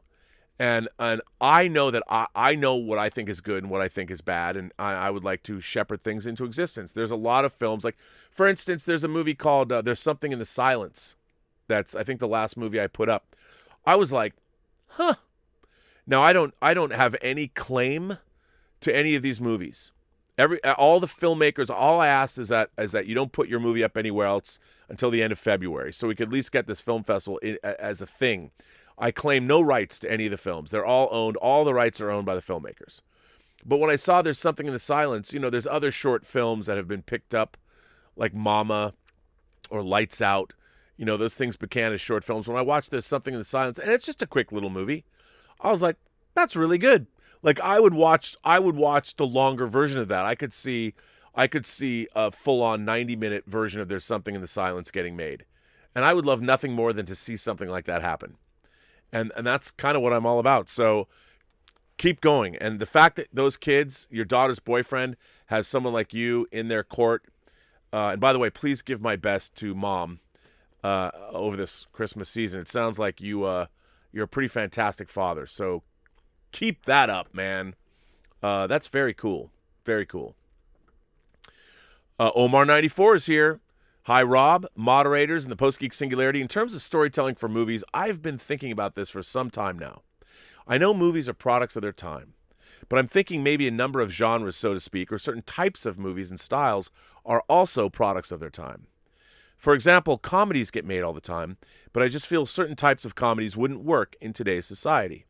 As an example, I don't think screwball comedies in the vein of something like Bringing Up Baby and My Man Godfrey work today like they did in the 30s and 40s. I agree with you. As much as I like screwball comedies like the two I mentioned, I just can't picture a majority of modern-day audiences sitting through movies like that. Another example I have is for film noir. I know there is neo-noir, but I just don't see a film noir in the vein of something like The Maltese Falcon, Double Indemnity, and Sunset Boulevard working if made today.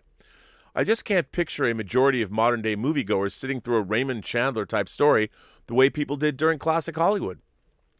While I like screwball comedies and film noirs, I do lament, to a certain extent, how storytelling for film changes over time, but as some people say, they just don't make movies like that anymore. Thanks, and live long and prosper. Omar, it's a great point. I think that one of the things that has happened over the course of cinema in the last 100 years is, at first, the idea of what cinema could be, cinema itself, the language of visual storytelling, was in the process of developing. And when we were getting movies like Double Indemnity, which, by the way, we did as an episode of Whining About Movies. I own Double Indemnity. I hadn't seen it in a while, but the characters, they came out of more of a theatrical tradition, more of a literary tradition. So the writing sparkled, and it was very much like you were watching sometimes filmed plays. Like they hadn't even figured out how to make a movie like Apocalypse Now or Lawrence of Arabia back when they were making Double Indemnity. Although I know someone's going to be like, well, Rob, what about like Abel Gantz's Napoleon? Look, stuff that was going on in the silent era, Murnau, Fritz Lang, all those filmmakers, even people like Sergei Eisenstein. I mean, they were doing some incredible stuff. But the language of cinema has changed. And I think there are, I would look at movies like, I love Basic Instinct. And Basic Instinct, it might not have the sparkling dialogue, but it is sort of a neo-noir. Body Heat is something that comes to mind. Body Heat I really liked. Lawrence Kasdan went back to the golden age and was definitely thinking about neo-noirs. And even movies like I talked earlier in the show about Romeo's Bleeding. I like that too. I thought that was another great neo-noir. So, yeah, I mean, I know it's just it's also society changes, and we want different things. And there was things that were possible now, or things that are possible now that weren't possible back then. So you can watch a Terrence Malick movie like Tree of Life, and get something out of it. I don't think anybody would have made Tree of Life. I mean, maybe they would have, but you know what I mean? The styles have changed.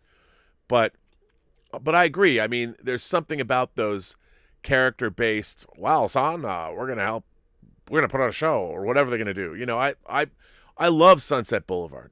And one of my favorite movies of all time is All About Eve. All About Eve and Sunset Boulevard are two movies I never get tired of watching, ever. So, yeah, I mean, I know what you mean. I do miss sometimes those old movies. But what can you do? This next one is from Big Bad Bats Maroo. All right, Bats Maroo. I came across this video on YouTube and I had to share. I'm going to put this in because it seems pertinent to what we've been discussing. This woman's visceral reaction to the Mandalorian Season 2 finale, I believe, represents all that is good about Star Wars fandom.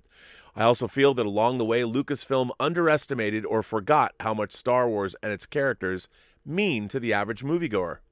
I am delighted, however, by the course correction that Filoni and Favreau seem to be making. Some will decry fan service, but fan service pays the bills and energizes the base, if it's well done. Happy holidays to you and yours. Here's to a 2021 rife with peace, love, unity, and nerddom. Hell yeah. Here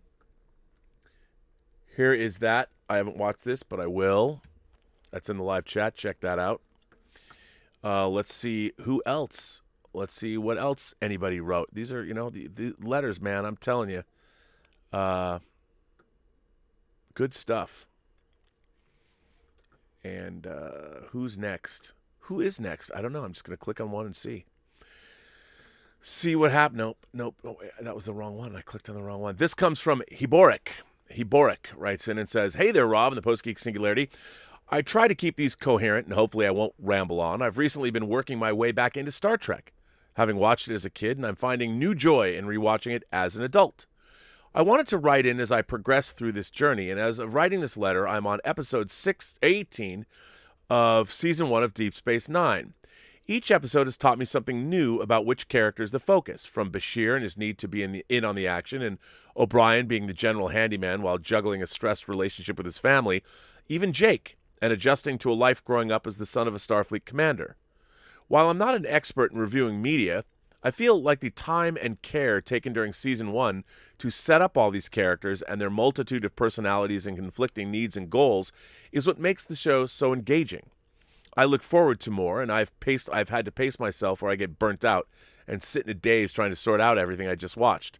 That's all for now. I hope you, Rob, and everyone listening are having a good time and geeking out about whatever we're talking about today. Hang loose and live long and prosper. Hiborick. Well, thank you for that. Again, I thought, I always say to people, you cannot critique something based on what you wanted it to be. You have to critique something based on what it is. And these are things that I think when it comes to modern Star Trek, I didn't think Discovery would be about a space messiah who the universe revolves entirely around. What I wanted was more of what you described, a Deep Space Nine look at the characters on a starship that make the starship go that we don't necessarily focus on all the time. You're not dealing with the captain and the first officer. You're dealing with somebody else and more of that Lower Decks style. I think Lower Decks is one of the finest episodes of Next Generation, that they turned it into this wacky comedy, a wacky workplace comedy that was too steeped in things that we'd seen before, like Rick and Morty and things like that, was kind of a mistake. I didn't dig it. But that's what I wanted more. And I'll tell you, there's other episodes coming up. I don't think you've got to Dax yet. Dax is very good. But the last episodes, I think Deep Space Nine, the pilot, Emissary, and Duet, the penultimate episode of Season 1, and In the Hands of the Prophets are great. And they really set up where the show's going.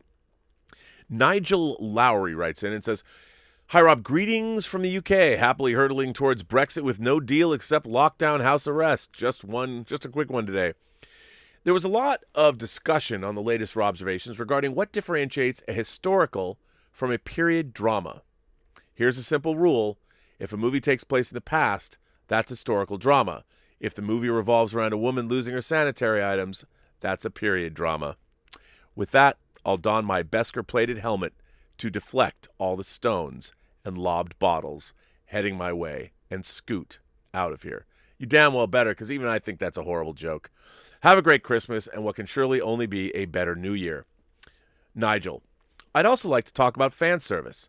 That term is mostly seen in negative views, and I think that stemmed from anime, where titillating things like panty shots and boob shots were added to gratuitously done to appeal to a target audience, which I didn't know until I did research and shared it with you. Most shows try to hook and appeal to their audiences, and there's nothing wrong with that. But as with any show, the general audience far surpasses the hardcore fan base, so the trick is to appeal to the devoted few who are the biggest supporters without confusing or alienating the more casual but larger audience. This is where traditionally Easter eggs have peppered shows, little in-jokes or continuity nods that the vigilant will pick up and get a little kick from. Because. Well, I agree, but again, I think fan service has to inherently be good. Just throwing in something, and that to me is, I get it, but fan service is having Luke Skywalker show up and wreck shop at the end of Mandalorian Season 2, because that's what we always wanted to see. So, James Wallace writes in, Hi, Rob. It's been a while since I wrote in, yet this stuff over Tom Cruise illustrates something that needs to be said. Life is not fair. Why do I say that? Well, because now you have people equating themselves to Tom Cruise, which is mind-boggling to me. I'll link the news story here I read that cracked me up. Behind Tom Cruise's apparent outburst, COVID area anxieties. I can't. It's a link. So trying to read that is crazy. But I'm going to put that link in the chat. So there you go. Check that out. Well, you know what? Let's see if this is a news story or it's a video. Yeah, well, I'll read a little bit about this. The article that you sent me says, behind Tom Cruise's apparent outburst, COVID era anxieties and power imbalances. This audio recording is a clear sign that the actor is under pressure, industry professionals say, but also raises questions about Hollywood's culture. Ooh, wait a minute. I think I'm going to have fun with this. When the film producer Anna Hallberg first heard the leaked audio of the actor Tom Cruise apparently erupting at crew members on the set of Mission Impossible 7, reportedly because he believed they breached COVID-19 protocols, she wondered if the outburst was entirely professional. And yet Hallberg, who has spent recent months on the set of a science fiction movie in Hungary, understood the fierce urgency of Cruise's words, heated as they may have been. COVID-19, she said in a phone interview, is a serious threat that film crews need to take seriously. I think there's a heightened level of anxiety around making sure the production doesn't shut down, making sure you're not spending extra money, and of course keeping people safe and healthy. Hallberg, who is producing the sci-fi film Distant for Steven Spielberg's company Amblin, said, "You can definitely feel that tension on set," adding that the crew on Distant thoroughly abided by strict COVID-19 guidelines, masks, face shields, and social distancing, 3 times a week testing, extensive sanitization. The leaked audio was published by the British tabloid newspaper The Sun, which reported that Cruise was berating two crew members who he believed had broken COVID-19 safety protocols while filming the latest Mission Impossible franchise near London. NBC News has not confirmed the authenticity of the audio or its context, but it has reached out to Cruise's representatives, the actor's lawyers, and Paramount Pictures. The New York Times and Variety both cited unnamed sources close to the film confirming the authenticity of the recording. Jeremy Hartman, a cinematographer who has worked on music videos and commercials during the pandemic, said he believed the pressure to comply with new rules was especially great on top-level producers, financiers, and executives behind projects. The stakes are high for those figures even in a normal year, but especially so these days. Coronavirus-free productions could set a template for movies and television shows stalled by the pandemic, and producers could take a major reputational and financial hit if something goes awry, Hartman said. They're also responsible for the safety of a small army of actors and behind-the-scenes workers. He feels he's putting his reputation on the line, judging by his outburst. All right, that is the center. Now I'm going to go back to James's letter.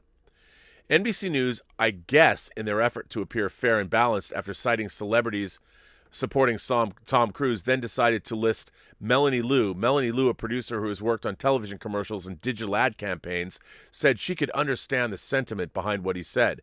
I get the frustration, Liu, who has produced advertisements for Kleenex and other major brands, said, but the apparent rant also inspired her to look inward. What if she'd behave like that way on a set? I can't even imagine how I would be reprimanded, she said. That's not a way I can act on set, and we shouldn't.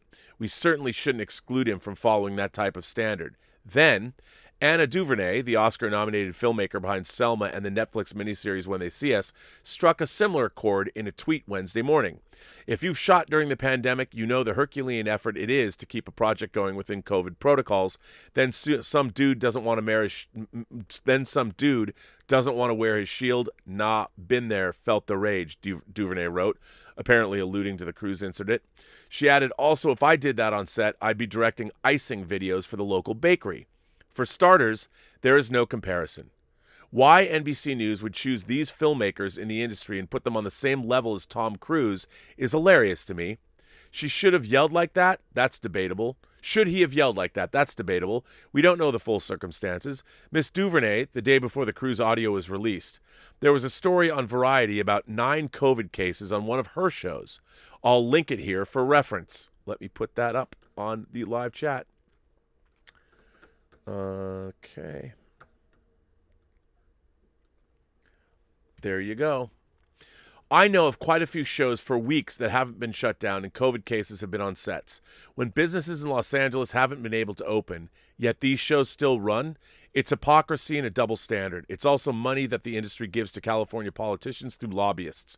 The Intercept did a story on this 2 weeks ago. Anyway, I love that Cruise is passionate about the protocols.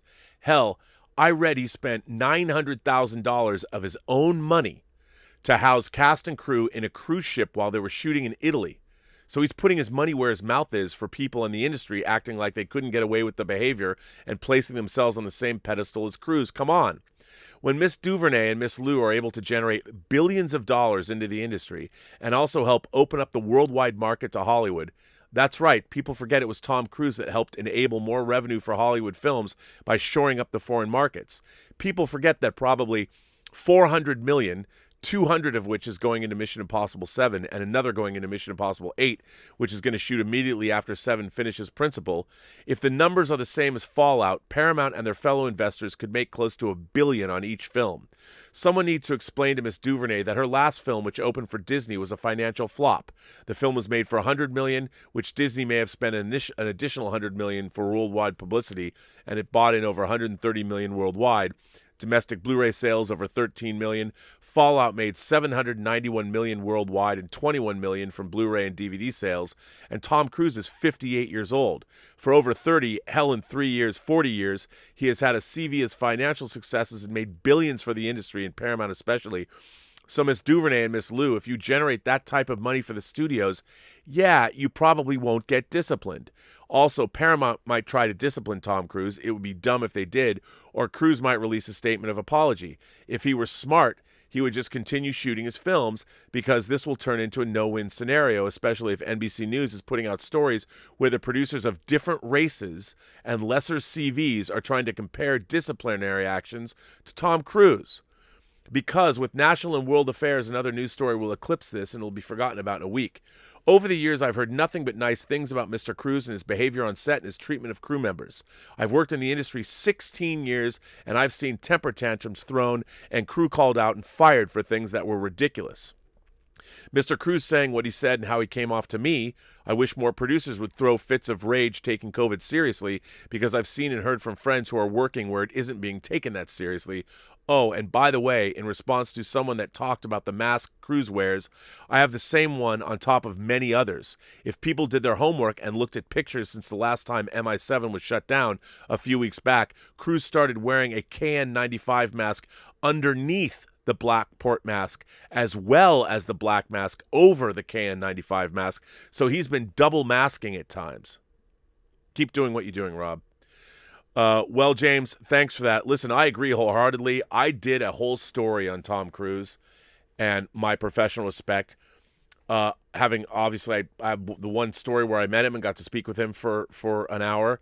I have nothing but respect for Tom Cruise. I think professionally, he's conducted himself throughout Hollywood for the better part of 4 decades with great aplomb, and the people that have worked with him have nothing but great things to say. Tom Cruise is managing. Not only is he personally a celebrity and is he looking out for himself, But Tom Cruise is also a person that understands his entire success is based upon the people that he works with. He is not a prima donna. He is a man who demands excellence. And when he is spending $1 million of his own money to house his own crew to make sure that they're safe, when someone doesn't do the easiest thing like wear a mask or get too close together, when he, and by the way, like James pointed out, there's an enormous amount of money, hundreds of millions of dollars on his head and his head alone. Plus, he has to act in the film. And let me tell you something. Anybody who works on a movie set, there are different kinds of people to work for. There are assholes who scream. There are. But when someone like Tom Cruise has an outburst like this and he goes off, you know what the crew knows? This is atypical. You know, this idea that we live in a society where everybody is going to be kumbaya and sing to each other all the time, sometimes a manager or a boss needs to kick some ass. He didn't hit anybody. He even said to these people, you're not fired. He said, just don't let it happen again. And you know what? In a time like this, when a guy like Tom Cruise is staking literally his entire career and reputation that he's built over the better part of 40 years, and you get the honor, and it is an honor, to work on a Tom Cruise movie because you're working with the best of the best. You know, if you're part of a Tom Cruise crew, you've already achieved a certain level of excellence in the industry that is not easy to achieve. And the fact is, every person on his crew, yeah, we heard there's a few people that quit. I can understand why. You know, we have, if you've ever been on a James Cameron set and heard him yell, I mean, we've become a little soft and complacent. Getting your ass kicked and chewed out by a boss is par for the course in life. And Tom Cruise, if you listen to that, he wasn't being personally abusive to anyone. I mean, you might say, well, you know, his voice was abusive. It made me uncomfortable. It should goddamn make you uncomfortable, because if someone gets sick on that set and dies, it's his fault. And, you know, it's like you saw me angry. I've been sheltering at home. Now I find out that somebody that was in this house days ago is positive with COVID, and we didn't know that. So by no fault of my own, we were being lax because, and also, you know, how many times do you tell kids to do something they don't hear? Everyone thinks they're invincible. But now I haven't even talked to Elizabeth since I found this. I haven't even spoken to her. She just texted me before I went on the show. We can't see her mother for Christmas. Her mother is in her 70s. Her mother's husband, Murray, who's a doctor himself, is in his 80s. We can't go see them now. I got tested for COVID last week. My results came up negative. That's not the case now. Now I know that someone was in our house and they tested positive for COVID. The second time, the other guy, Zoe's boyfriend, his parents had COVID. So, you know, do I get angry?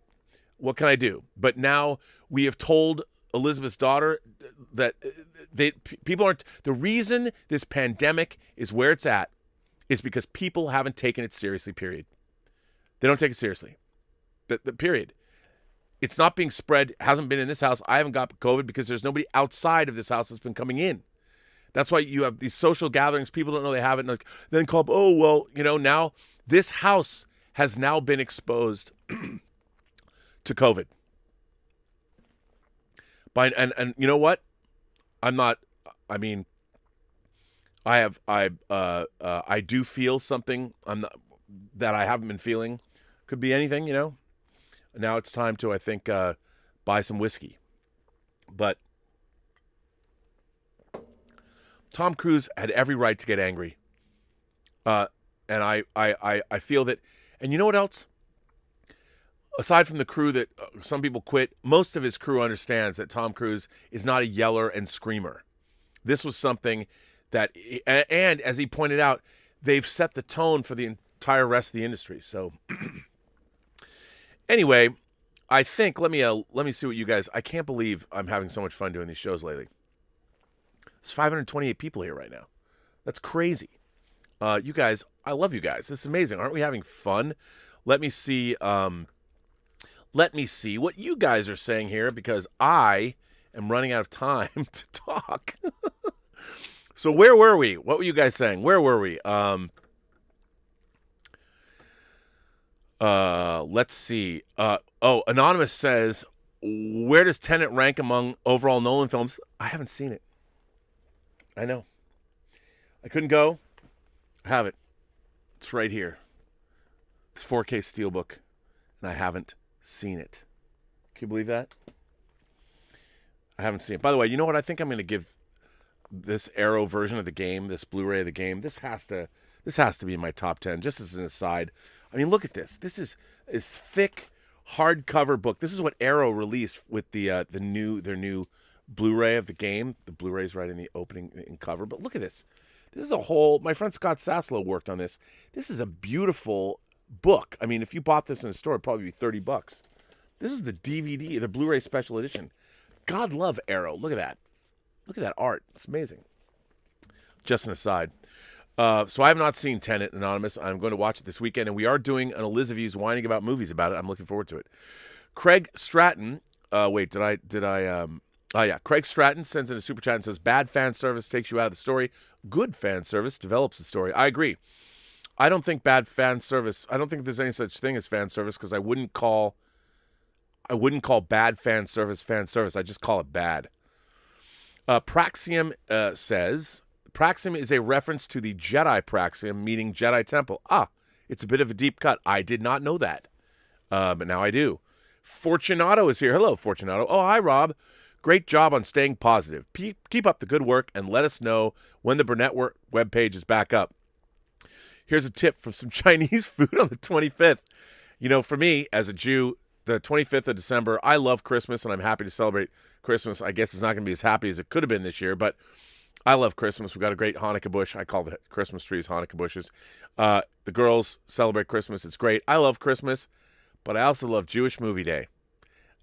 December 25th to me is always Jewish Movie Day, and if it wasn't Jewish Movie Day, it was Ski Day.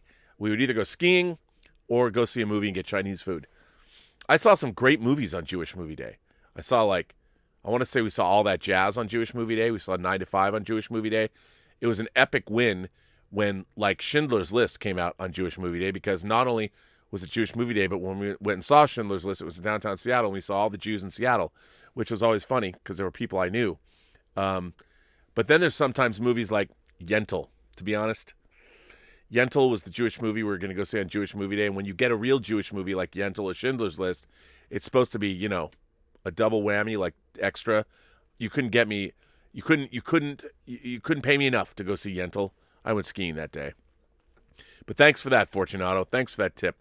Prexium sends in a super chat and says, it's too bad that the great web series This Room Does Not Exist has stalled. Oh, has it? Again, you know, it's hard because the one problem with movies and TV, any kind of media like that, is it's expensive to make well. It's expensive to make well. Preston Bell sends in a super chat and says, Rob, first time writing in. Been watching on and off over the past couple of months. I enjoy your show. I'm off looking for a good holiday movie to watch. What is your favorite? Well, you know, we did Die Hard.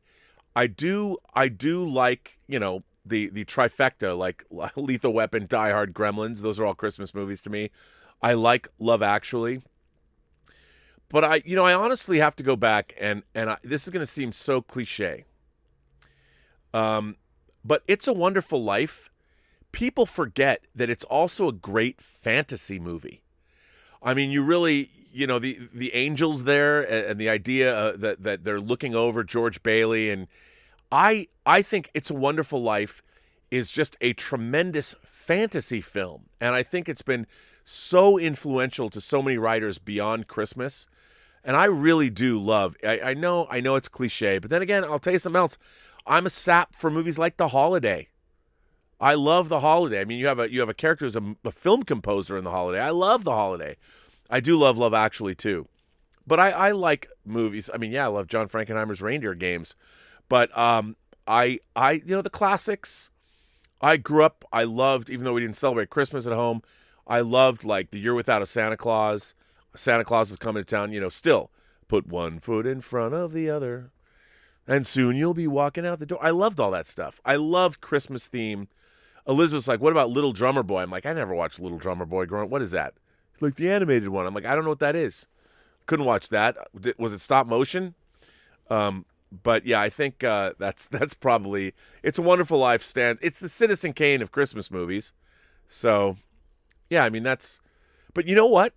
I think biblical epics are pretty good on Christmas too. I mean, I do like Ben-Hur, King of Kings. I do like biblical epics as well. Even when I was a kid, I loved, I want to believe. I want to be a believer. And I love me some biblical epics. So those are always fun to read on Christmas or watch on Christmas as well. Bo Sanders sends in a super chat and says, Yo, Rob, very excited to be a part of your inaugural film festival. My entry, a sci-fi short called The Exchange, is my first narrative effort, and I'm so grateful you're providing this outlet. Well, thank you. Best to you. Yeah, I got to tell you, I mean, even the films that I first got in, I have to tell you, there's a short film it called Wiener Kill. These guys made Wiener Kill, and it's a quick little Cheech and Chong kind of a thing. But even that, the voice of there's a talking wiener, like a sausage. Even that, when I got it, I think I watched it 20 times just because of the voice of the sausage. I have been the first Intergalactic Imagination Connoisseur Film Festival. I cannot tell you how much it has delighted me. All the entries have delighted me to one degree or another. There's been people that have really put themselves out on the line. There's a woman who made a film, a trans woman who made a film about her life, and she said that we inspired her to do that. And I think that it's a fascinating look, and the way she chose to present herself was very raw, and I thought honest and really interesting how she chose to do it. I was surprised. I really liked it a lot. And there's been a lot of really great stuff, and people that have never made films before. Our own B.L. Alley. In the trailer, B.L. Alley, he did a riff on going through the Stargate in 2001, and there's a shot from that riff. I'm not going to say what it is. B.L. Alley probably knows. If you watched it, the trip, you'd know. But it's funny. It just it cracks me up every time when I cut it into the trailer for the film festival. It's going to go up this weekend. I just thought it's hilarious. And there's just all the films have had something in them that has delighted me. So I want to thank you for that, and thank you for participating. Samurai sends in a super chat and says, compare Cruise to Joss Whedon and Ray Fisher. I don't think you can compare them at all. From what I understand, I don't think that Tom Cruise, look, being angry and popping off is a human emotion. And when you're a boss, movie sets can be volatile. People yell and scream. And for the most part, they yell and scream, and then you move on and you go forward. Because that's what, professionalism is all about. And people say, well, Rob, it's not. Is it professional to yell at people? No. Is it the best way to manage people? Certainly not. But the idea that in this situation where you're spending $1 million of your own money to house your own crew, and nobody can be troubled that when people aren't aware, it's like, come on, man. Do you want to be out of work? They've already been shut down. And I think it's a whole different thing. Roger Haynes sends in a super chat. Thank you, Roger Haynes. Kaz Graphics is here. I am drinking a glass. Kaz Graphics sent this. VN Graphics. He sent me some swag from I would imagine his graphics company. These glasses are like my new favorite glasses because, a lot of the time you get glasses that aren't big enough and then they're too big. These glasses are great. They're shaped as an aluminum can. What a novel idea. I love these glasses. Anyway, Kaz Graphics is the official cheesemonger of this channel. And Beecher's Handmade Cheese out of Seattle, which, and by the way, I will say this, Beecher's Handmade Cheese is in fact sponsoring a cash prize of $200 for the film festival. There's going to be 11 awards given out, and Beecher's Handmade Cheese has sponsored an award, which is fantastic. And by the way, Beecher's Handmade Cheese, I'm going to give him a commercial. I was unaware of Beecher's Handmade Cheese until Kaz Graphics, who has friends there. He might be an investor there. I don't really know, but he's got an in there. He took it upon himself to hook us up with Beecher's Handmade Cheese. And let me tell you, like, I live with a French girl, and cheese is a big deal. That Beecher's Handmade Cheese is the shit. And Kaz Graphics was sending us, he sent us their, like, they've got their like signature cheese. It's really good. And like, the problem is, you know, you put it in the place where you put cheese in the refrigerator, because there's 3 girls that live here. If I don't like carve off a pound of that Beecher's, I don't get it. And then over Thanksgiving, Kaz Graphics organized us. They make this. They make a mac and cheese, and they sent us this giant tub of Beecher's handmade mac and cheese, and I saved it. We saved it for Thanksgiving. Man, that stuff got brutalized. It looked so good after it was cooked. Seconds later, man, you might as well have dropped piranhas in that stuff. It got devoured so quickly. And they're now making little cheese sticks that there'll be a new product they're going to be putting out, and like, I guess they're going to be at Trader Joe's or something. I'm telling you. So anyway, therein ends the commercial for Beecher's Handmade Cheese. But so Kaz Graphic, we call him the cheesemonger because he hooked us up and was sending us that stuff, and man, is it good. And Beecher's Handmade Cheese is also sponsoring an award for the festival. So thank you, Beecher's Handmade Cheese, and thank you for supporting all the creative efforts from all of the filmmakers. I think they will have done you proud. When you see a lot of the films there, you are going to be happy that you supported this film festival. By the way, if anyone else wants to support the film festival, we are giving cash prizes, and we are making trophies for the filmmakers. So there you go. Stubble McShave says, I'm doing the last revisions of my first short story. It's a horror story that will be hard to adapt. I have ideas for a sci-fi story as an epistolary first POV. Maybe I'll be able to complete it in time. Well, Stubble, you've got time. Time is the fire in which we burn. But anyway, ladies and gentlemen, boys and girls, kind souls, gentle beings, however you identify across these 28 known galaxies, you're welcome here, because you are an imagination connoisseur. You are members of the Post-Geek Singularity community, and this is the actual 582nd episode of Robservations, the show about something. I want to thank you all for being here. I want to thank my great moderating staff. Who's here today? MC Blackcap is here. The Richard is here. If you don't know the Richard, he is putting on great watch parties and Zoom parties, him and his compatriots. We have the greatest moderating staff on YouTube, by the way. The Richard is here with Joshua Levesque and why do I say Jason? Justin Toner is here. I say Jason because right there I can see my Friday the 13th box set. I know. Which, by the way, I have my replacement discs, which are right here, and I'm going to go put them in my Friday the 13th box set. That's why I would say Jason. And I want to thank you guys for being here and being a great moderating staff. And I also want to thank all of you for supporting the channel via letters or via super chats and tips. Thank you very much appreciated. And becoming members as well. We're going to be using those proceeds to do things like print the books and do more, which is very, very cool. And so there you go there. And we will be doing more shows. I'm very excited. Next Wednesday, not tomorrow, but next Wednesday, As Heel versus Babyface. And Justin from Justin's Collection, one of my favorite YouTube channels, Justin's Collection. He's got the best collection of hot toys, and he does great reviews. Justin, Az, and I are going to do a very special live episode of Fully Articulated. Justin is in Australia. Az is in the UK. I'm here in California. And we are going to geek out and talk action figures. That is on December 30th. We're going to continue doing Whining About Movies. Hopefully we're going to do one tonight. I would hope so. So we'll be back at 7:30. But we are going to do It's a Wonderful Life tomorrow and Tenet on Saturday and all of that. So if you are going to join us, please join us. And thank you for all of that. Again, the website, you can always send us letters at theburnettwork.net. I think it's been being revamped by Mike Bodden. I think it's pretty much up and running. So if you want to send in a letter, I read them on the show.